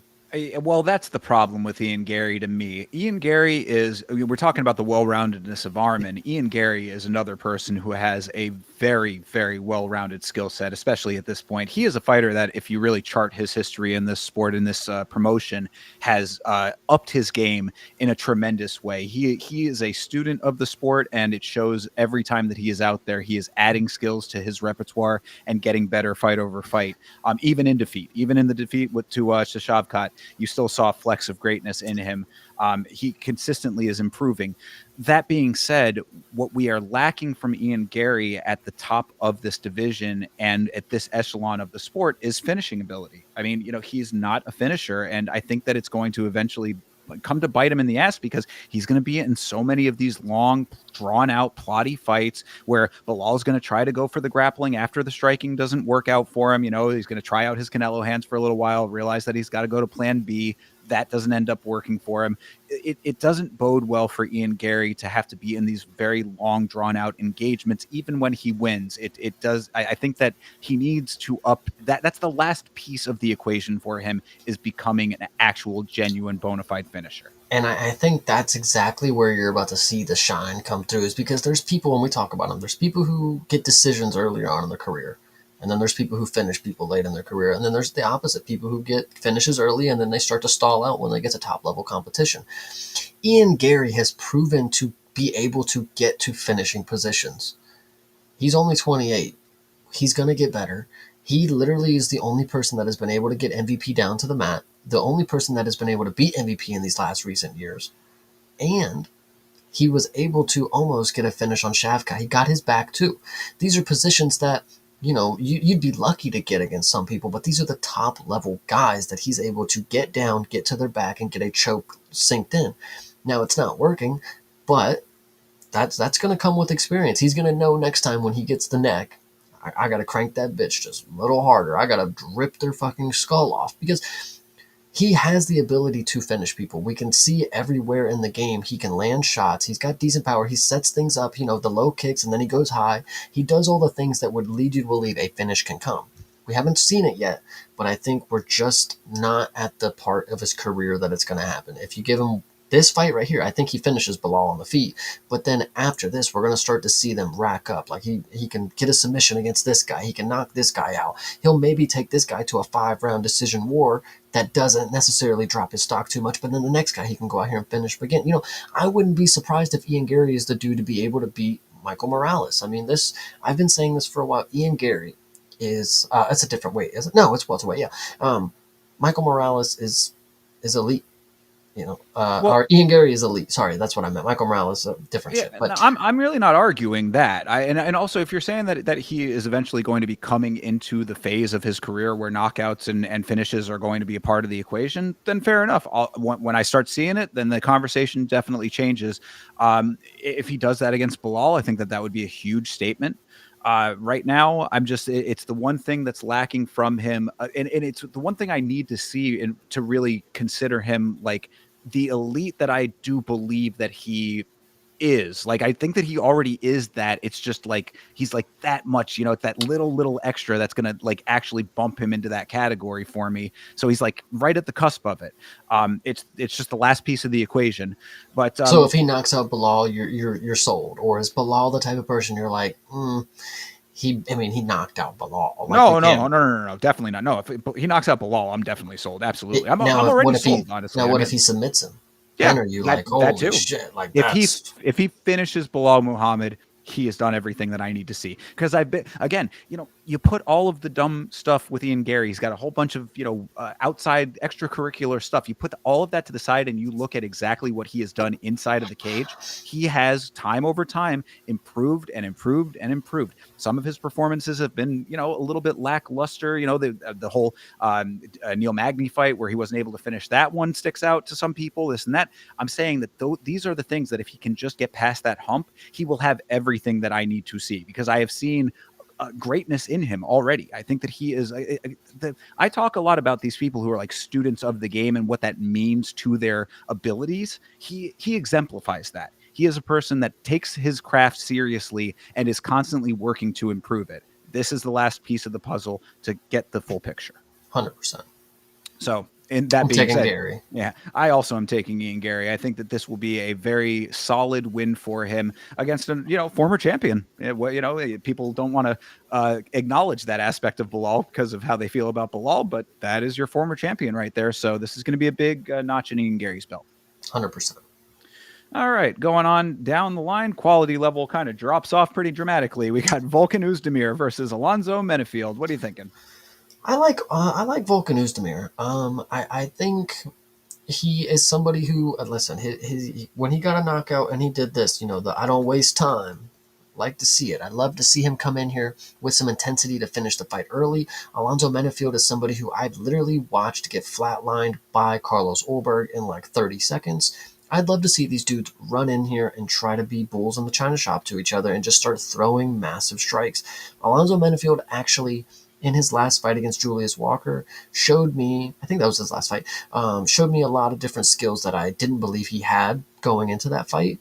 So with that being said, I think the skill set to win is in Alonzo Menefield's ballpark, but Volkan Oezdemir he's just a brute level striker. When it comes to light heavyweights, this is one of these guys that I would say is more heavyweight style. Walks in, just drops bombs, doesn't really have much else to say about it, not going to show you crazy wrestling. I think he has a submission against fucking Bogdan Gushkov, which is crazy to say, but I'm going to take Volkan Oezdemir. I like him. And Menefield's last fight was actually that Umar Sy fight, if you recall. Which nice. Umar Sy looked terrible in that fight. So, that's a nice little feather in the cap for Menefield, I suppose, but more based on his opponent. I like Volkan Oezdemir as well. I think that he is a tough, powerful guy. I think that Alonzo Menefield is a little bit craftier, I want to say. I think he might be a little bit slower, though. So I think that, which is kind of crazy to say. Atomic Alonzo Menefield's got that explosive nature. I think you'll be surprised if that's your assessment. And that's why it's kind of funny to say that against Volkan Oezdemir, who's not exactly known for his speed. You know what I mean? Mm-hmm. But I just think that Menefield is a dude who is, both these guys kind of big, plotty dudes. They're a little bit heavy on their feet, I would say. If they end up planting their feet and slugging, then Oezdemir is probably going to be able to finish Menefield. But I think that Menefield will probably want to level change and might be able to accomplish that. Like I said, I think that Menefield has just a little bit more variety in his attack methodology. So I'm thinking Alonzo Menefield in this one for me personally. Before I solidify who I'm taking, I think this is going to be one of those ones where, Alonzo Menefield, he's more of a wild guy. When it comes to Volkan Oezdemir, very technical, very straight by the books. You're going to get crisp boxing, and I think when it comes to certain fighters and certain stylistic matchups, there's a reason that martial arts is like a science. You do one thing and there's a way to counter it.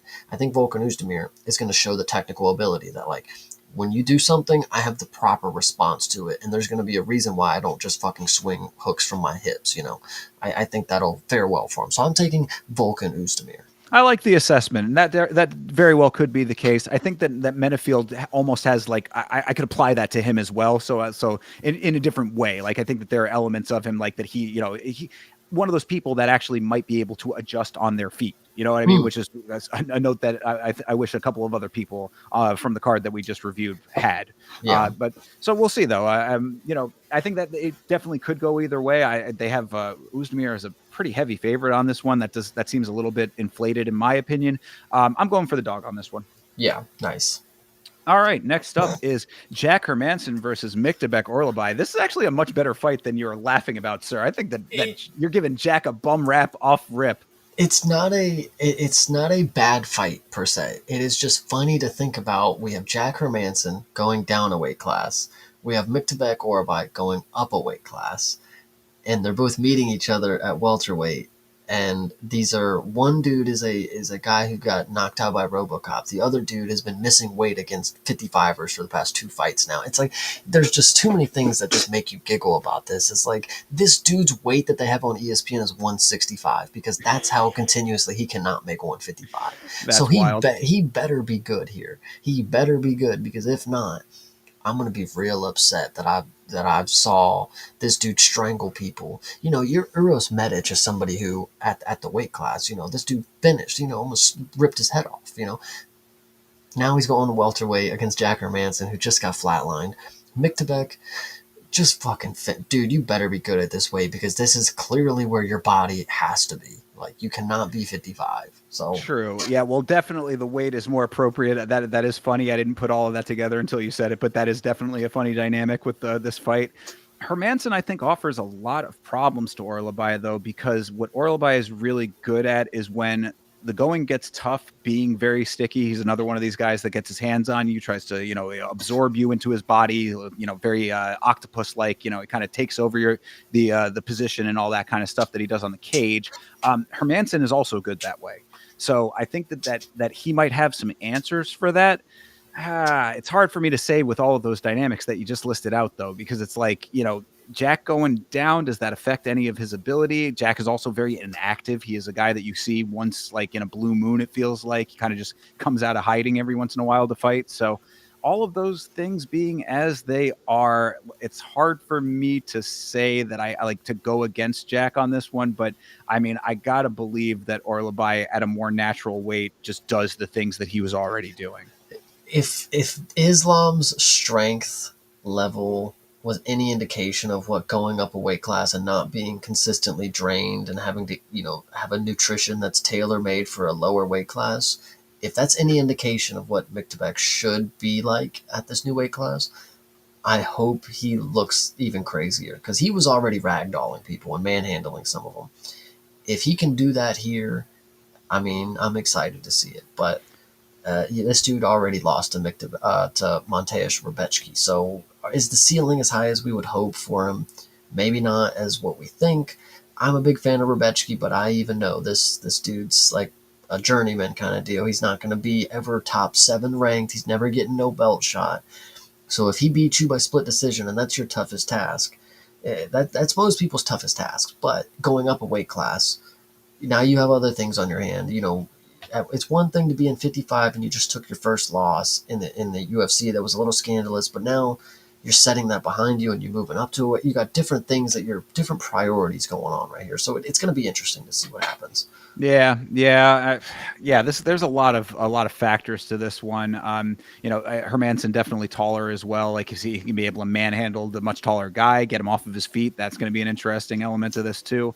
A lot of variables in this one, I would say, based on everything that we've laid out here. So, Orlabai is the gut instinct, but Jack is one of those dudes that can pull an odd victory out when you least expect it. Joey Pfeiffer found that out the hard way.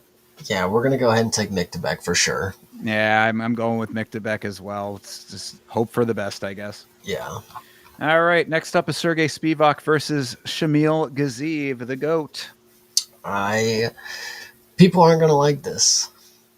I think Sergey Spivak is going to be able to get this one done because Shamil Gaziev. Well, if you look at the people that have knocked out Sergey Spivak, Jelton Almeida, sadly, is one of them. But he actually looked like he was doing fine on his feet for the time being.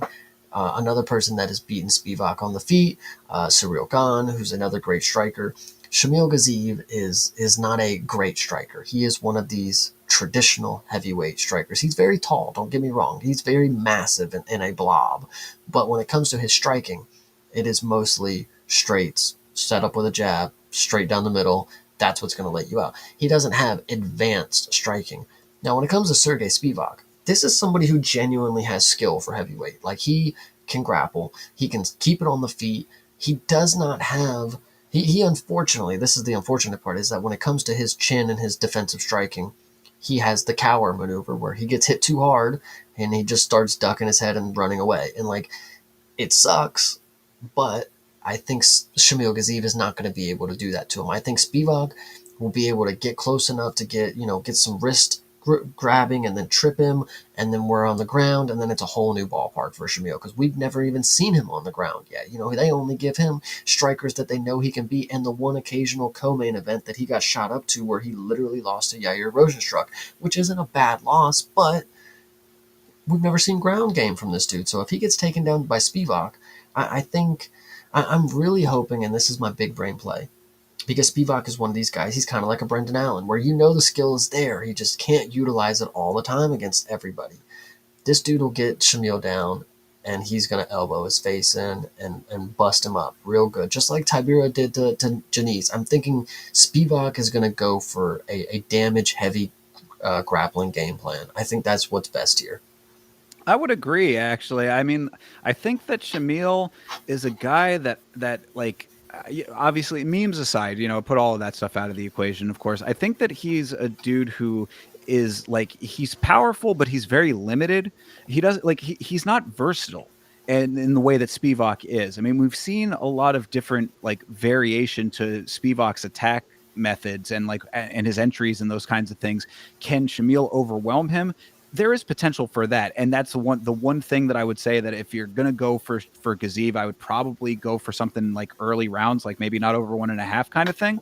Because if it goes later, I just think that Spivak is going to be able to like out crafty him, and his cardio is going to be much better, which is crazy to say at heavyweight. But I think that of the two of them, he's going to be the one that'll hold up throughout 3 rounds if it needs that.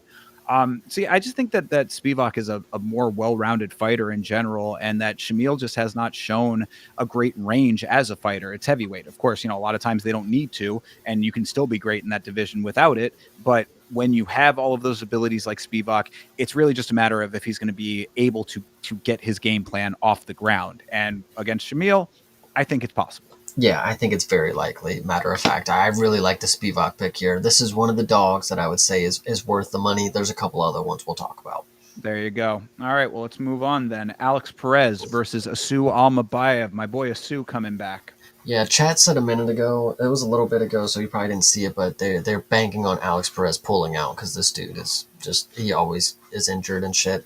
You know, Tatsuro Taira is the last time I think I saw this dude fight, and he like broke his fucking leg. Basically, Oh, that was him. Yes, I forgot about that. Yeah, he that was a bad injury that he took in that fight. yeah. So I think that this may be that the first fight of him back after that. I think he pulled. No, yeah, Tatsuro Taira. Yeah. And that was June 15, 2024. So over a year ago.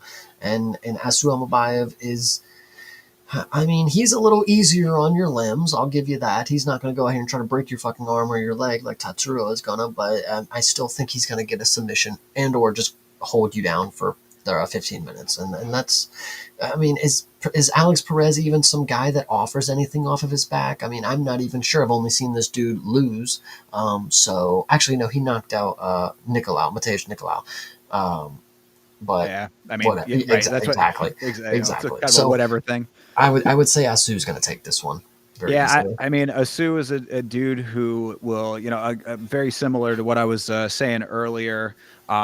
Forget who I was saying it about, but about Orlabai, guy who will, he'll absorb you. He gets his hands on you. He just becomes a problem. He's like a pest. You know what I mean? He's one of those tenacious guys. Cardio is amazing.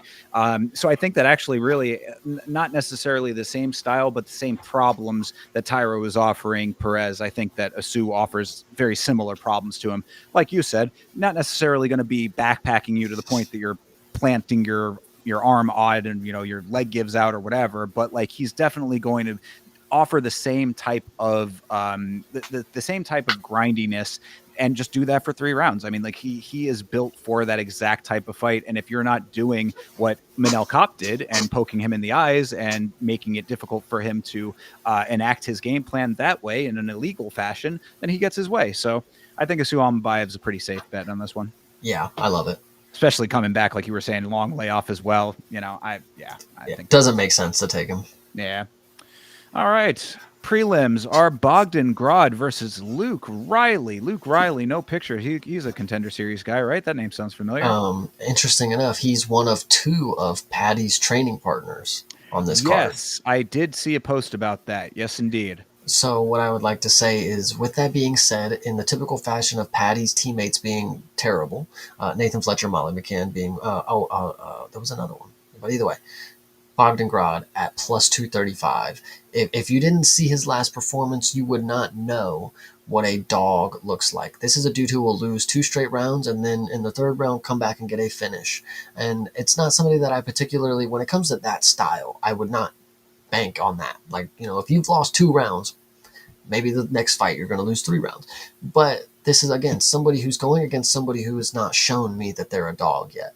This is Bogdangrad that I've been convinced can pull out a win when the circumstances are at their lowest. Do I expect him to have the lowest point in his fights again? No, I think he'll have a better opportunity here and he'll look a lot better. This is a good dog to take, I'm telling you guys. I mean, we've seen, because if he's not a Contender Series guy, then he's another Cage Warriors guy. Then is what it sounded like to me, right? You might be right about that. Yeah, and what we have seen from these Cage Warriors, yep. Yeah, what we've seen, and I'm not trying. I got so much love for the UK. You know this. I'm a big fan, and I think that there are some great fighters out of the region. But what I have seen when we take over these new Cage Warriors guys who are not named Patty, that it's just a mixed bag, and I don't necessarily think that anybody coming in is going to be able to give Bogdangrad the same type of problems that this crazy favoritism would lead one to believe. I mean, this guy Luke Riley is a minus 265 based on what, Cage Warriors? Come on, bro. It does not add up. I need to see UFC experience out of the Cage Warriors guys before I can put my backing on them. So it's as simple as that to me. Look, he could be the next big thing out of England, and England always needs more stars. So if he's going to be that, then Bogdangrad is a great person to establish that against, because Bogdangrad is a tough guy who can do exactly what you were just saying, Chase. He can pull a victory out, and he will give you a war of a fight if you make it one. But I need to see it before I can go anywhere all in on anybody like that. So, Cage Warriors has graduated some great fighters, just not consistently. Yeah, I think what they're going for is that Bogdangrad I think he got knocked out by Tom Nolan in the Contender Series, which is crazy to think about, or something like that. Yeah, I follow the first time around his Contender Series got knocked out by Tom Nolan. I think that they're thinking this Luke Riley is, he's got 8 knockouts on his record. He's 11-0. I'm sure they're thinking he's just going to chin my boy Brogdon, but I don't think that's what's going to happen here. When are we going to see the Pink Panther back in? That's who I want to see again. True. That's somebody who I've actually seen do great things. Then I'll believe it. Coming off of the regional with a really hot streak is all well and good. We just saw Ethan Ewing come in and get a really nice win. It's not impossible. I'm not trying to say that if I'm going to be sitting here, on the next episode saying, damn, I really didn't expect it out of Luke Riley. I'll be okay with that. But until I see it, I got to go with what I know. Yeah, absolutely. All right. Well, next up is Abdul Rahman Yakyayev versus Rafael Sequeira. What are you thinking here? Do you not remember this guy? Okay, so Cicada? Yeah, I definitely do. No, not Cicada. Oh, okay. Yeah, that dude sucks. No, the Abdul Rahman Yakyayev. This is Hamzat's other mate. This is the Turkish Chechenian. And funny enough, this is the dude on the Contender Series that teeped the guy right in the stomach, and he screamed as loud as he could and fell over. So What does that mean for his UFC debut?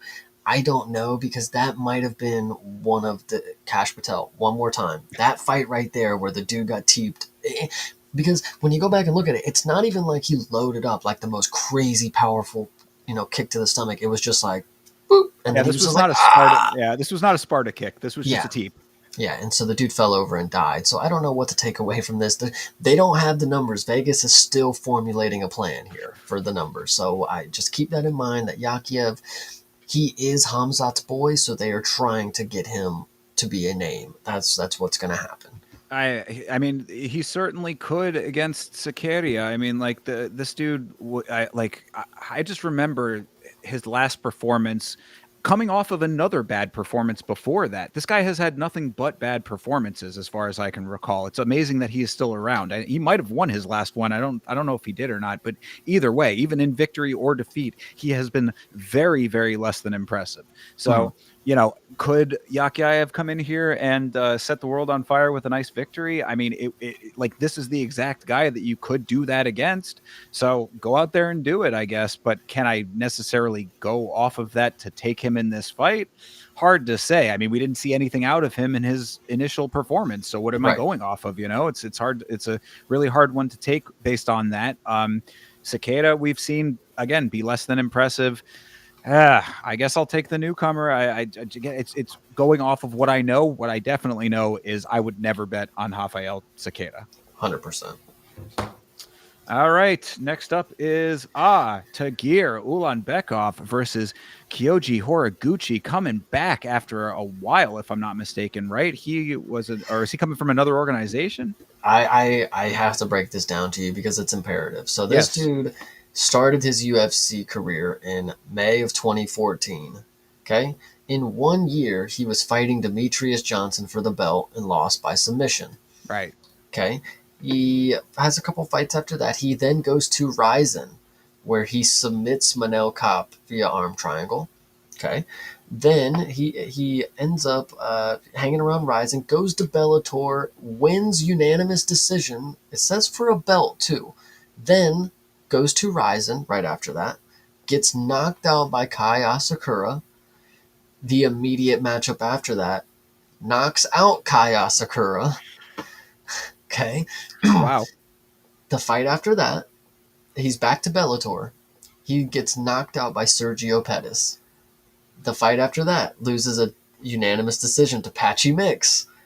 Now, most notable recently is he got his win back against Sergio Pettis, unanimous decision in Ryzen. So he's literally just been bouncing from Ryzen to Bellator, back to Ryzen to Bellator, back to Ryzen, and now he's back to the UFC where he started in 2014. This dude has a record of 34-5. Jesus Christ! That's quite a guy has lived quite a life. He's been around the block is all that all that should tell you is he's been around top competition is what that should tell you. Yeah, and all of that, and he's 35 years old. I mean, not exactly a spring chicken in the sport, but still a lot of mileage for that 35.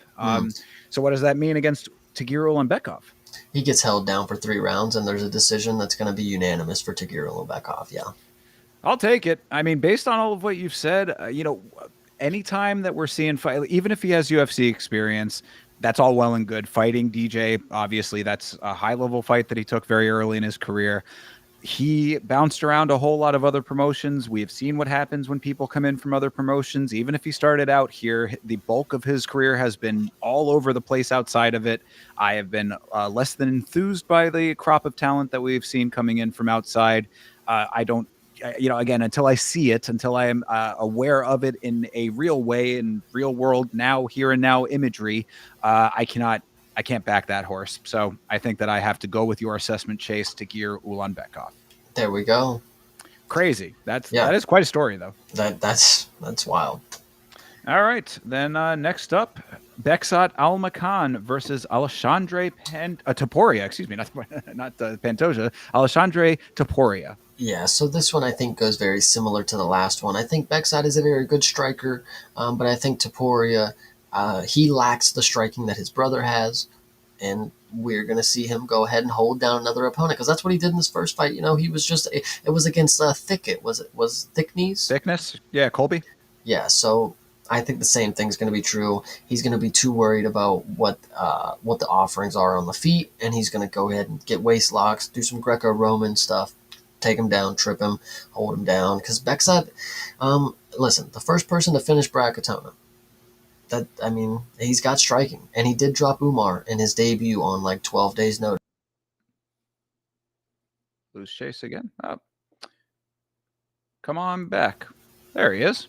So you can still hear me. Interesting enough that the internet continues to hate me. So me too. It's been happening to both of us tonight. So Beksat potentially has the opportunity to get a knockout. But I think, you know what? This being a coin flip is really good. I'm going to take Beksat. I like that. That was where I was going, because I have been less than impressed by Alexandre Topuria. I mean, we've seen very minor flecks of some good stuff here and there, but nothing that's ever equaled up to, man, that's actually something worth paying attention to. We know in this sport that there is always one sibling that is stars and bars better than the other. His sibling happens to be one of the best fighters potentially of all time. I mean, definitely one of the best active fighters on the roster, to be sure. So where does that leave him? On the other side of that coin. So, again, a win over Colby Thickness, who barely eked out a win recently, if I'm not mistaken, right? I mean, No, I think he lost. Oh, he ended up losing that one. Then there you go, even better. So this is what I'm saying. I mean, like Topuria has not done anything that would show me that he is UFC caliber in the slightest. I mean, I think that he is here literally based off of his last name. I think that it's only a matter of time before somebody beats him, and why not Beksat? Yeah, 6-1. I mean, he's too early in his career for him to be, out here thinking he's the fucking GOAT like his brother. So I'm hoping we get a very early humbling experience from our guy Beksat. I mean, Antonina Shevchenko, fucking Sergio Pettis, fucking Burns' brother, Gilbert's brother. Mm-hmm. I think potentially the best one could end up being Louis Jourdain, just because he's not gonna.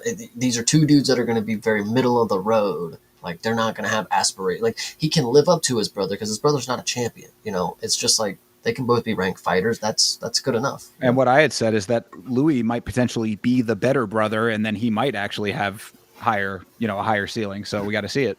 We'll see, and he'll start his career out in the correct weight class, which will probably help him out as well, because Charles Jourdain obviously had to go up and get knocked out by John Silva on short notice for him to realize, maybe I should go down to the class that suits me. There you go. Yeah.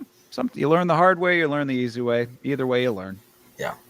All right, next up is Ismail Nardiev versus the dyslexic king Ryan Loder. What do you think? You were going to say either way you learn, but actually there is not an either way he learns from Mr. Ryan Loder, because he has a learning disability. Oh, now me back again. We're having all kinds of problems tonight. What I was going to say is, there is no easy way for this guy, Ryan Loder, with his learning disability. This guy is having a very troubled time, when it comes to breaking down game plans. The laminate folder that the coach gives him at the beginning of the camp, he struggles. That he needs it all in visuals. He's a visual learner. But when it comes to visuals, what I will say is Nurdiev impressed me in his last performance. And I know you're going to be like, what? He unanimous loss to Jung Sung Park where he kneed him in the head on the ground and he got a point ticket? Yes. Nurdiev is very skillful. And before the fight with Park, he was showing a lot of skills. And in the fight with Park, he was a little stupid. But he still had he still looked like a dog to me. The skills were there. I thought if he would have done right and not need him on the ground, he was probably going to do fine. But ended up losing, of course. And I think Ryan Loder is not great. I mean, we saw what what's his face, Beksat, whatever the fucking dude's name is, that dude that knocked out Ryan Loder. We saw him literally just get beat up by a tall French guy. So Ryan Loder is not necessarily somebody that I should be putting a lot of chips in the basket on. But Ishmael, at 29 years old, 24-8. I mean, he's pretty experienced, and what I saw, I didn't hate. So I'm going to go ahead and take Ishmael. I love my biblical names. I think those guys obviously cook. I mean, I didn't love the scumbag aspect of him, Fair. but I do agree with the rest of your assessment. I do think that he was really dogged in that fight. I mean, it was one of those fights that it was kind of upsetting that those things happened because they didn't need to. Yeah. I mean, like Ryan Loder, he is a skilled American freestyle type of wrestler guy. He's one of those kind of dudes that has a very basic level of skill. I would say striking is not his forte. He really is going to try to get it to the ground. Nardiev able to counteract all of that and be tougher. I would think that's the problem with Ryan Loder in my estimation, is just I don't see a ton of toughness out of him. I see more technique over tough. He is the ultimate fighter winner, dude. I mean, yes, he is literally tough, but is he actually tough? I think is the issue that I have. And I'm seeing what I'm seeing when he's in the actual promotion, and I've just been less than impressed, to be perfectly honest. I love my tough guys. The tough boys have a special place in my heart every year that we graduate a new class of tough alum. I always try to root for those guys, but Ryan Loder just one that has not really impressed me all that much. I mean, sad to say, like I hope for better things out of him. This would be a big win. This would be a really big step in the right direction if he can get a win over Nardiev, because Nardiev is a tough guy. But yeah, I definitely agree. Yeah, based on this, on what I've seen so far, yeah, Nardiev, just keep it clean, you fucking prick. 100%. All right, next up, Narulo Aliyev versus Shamrock. Shamrock, This is your other Patty's mate. what a So name. will he? Yeah, I think it's short for Shemothy, maybe. Um, Sorry, stupid. I don't know what to expect from this one. Like I said, I don't know who Shemrock is. Aliev, I can tell just by looking at him, he's gonna be a grappler. He's a grappler, mate. There ain't no other way around it. He's gonna wait till he sees a jab coming, and he's gonna slip and rugby tackle you, and then he's gonna wrap his legs around, and you know whatever you want to say. This dude's going to do it on the ground. I can tell already looking at him. Shamrock, this is the guy that people were. So when I saw the picture of Patty and his mates, and they're like, these two dudes are competing on Contender Series. The first comment said 32-year-old prospect, and then this is him right here. So what do Yeah. we have to say? I mean, same notes apply from the last go around that we just talked about. I like the name. I think that Shamrock he sounds like a rapper, so that's kind of cool. But yeah, I mean, Aliyev, Tajikistan, you know what you're getting out of a dude like that. Now, whether or not he's going to be able to withstand the ground game, you know, maybe he pulls out something that we're not expecting. But like I said, I got to go with the gut. And Aliyev has UFC experience. Shamrock does not. Come out here and rock the house, Shem. So Shamrock, 1, 2, 3, 4, 5, 6. He has 6 rear naked chokes in his career. All right. I mean, that's not nothing. Maybe he can hold his own on the ground.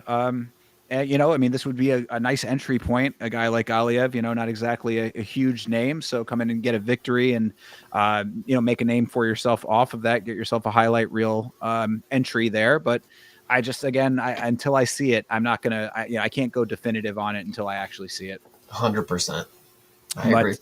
But yeah, I mean, again, I like the name. I'm hoping that he does win because I want to keep him around so that I can make lots and lots of rock puns.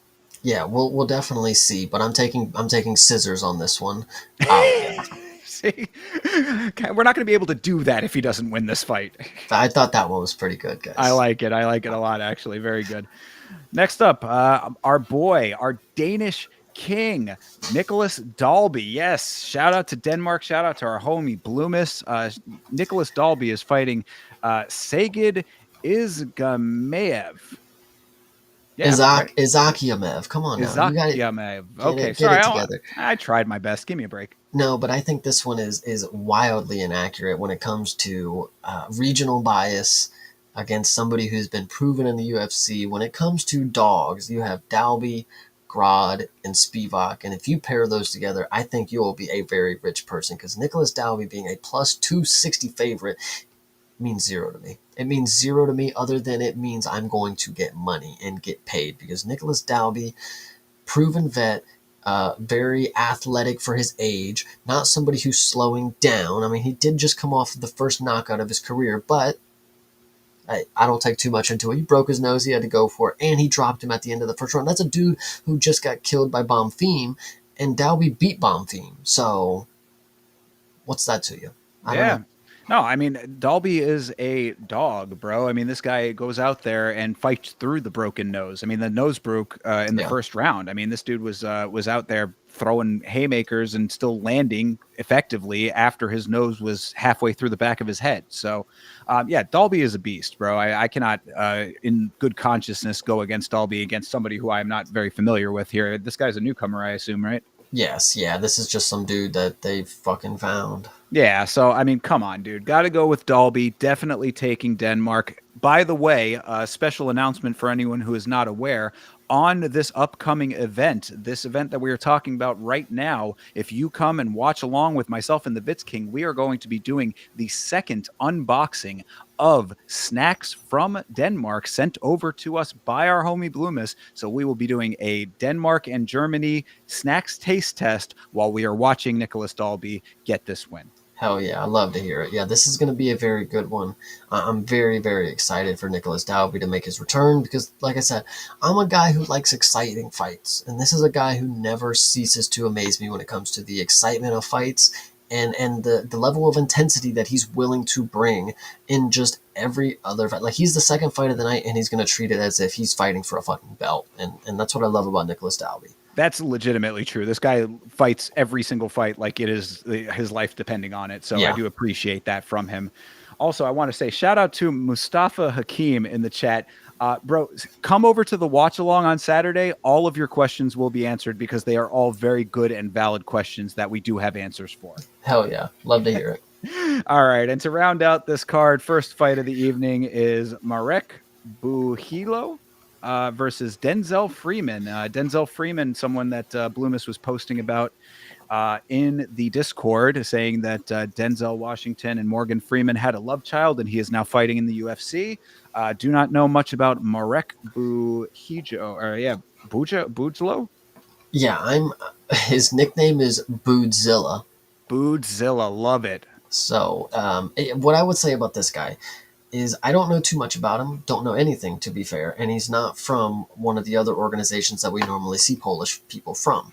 But what I will say is that when it comes to Polish people, and mainly strikers, of course, they do have Polish power. That is a thing that we've seen from certain fighters. They are able to just pull out some sort of hammer of God, and sometimes they also are very dogged fighters as well. When it comes to heavyweight, I'm assuming we have a striker here, and he's going to be Polish, and he's going to throw a big bomb that lands on this big fat slob of a thing, because it looks like this dude, according to the ESPN weights, we have a big discrepancy in the weights. We have somebody who's coming in towards the maximum weight, and then we have somebody who is actually cutting weight or in the middle realm of heavyweight. I think he's going to go ahead, and I'm just going to take the Polish guy off of vibes only. I'm going to take it. I think that you're kind of cooking with the assessment here. This is yet another attempt from the UFC to bring in a new crop of heavyweights. They are trying their damnedest to find heavyweights anywhere that they can scrounge them up from. They are turning over every rock on planet Earth to find you heavyweights to fill out that division. So of the criteria and the stats that we have from these two, I would side with Polish Power. That's I think a good gut instinct on this one. Yeah, hell yeah, love to see it. Indeed, and we will see all of them on Saturday. Early start time for this one out there in Qatar. This thing starts at 10 o'clock a.m. Eastern Standard Time. You know that your boy will be watching along with the Vitz King live here on youtube.com/@YamaShow. And Chase, I know you can tell them where you will be. They will find me on youtube.com supporting Denmark, of course. This week, Nicholas Dalby will be getting a big shout out from me on youtube.com/@CPSmalls. And of course, you guys will always be able to find me on Fridays watching 1 in the morning. So make sure you catch those streams because they are delightful. Yes, definitely tune in and watch One Championship with Chase. They are great fights going on over there. Hang out with the homie while you're doing that. Of course, as I had said, on the upcoming watch along, we will be unboxing and enjoying some snacks from Denmark and from Germany sent over by Bloomis. So enjoy that with us as well. You can find me on Instagram and on Twitter @YamaShow and on Facebook as well @YamaShow. So like and follow along on the platform of your choice. This is an extremely busy week for your boy, so it's going to be hard to get content out, but we'll see if we can possibly try to sneak another stream in before the fights come up on Saturday. If not, we will see you then. Either way, have a great rest of your night, a great rest of your week, and as always, fight on.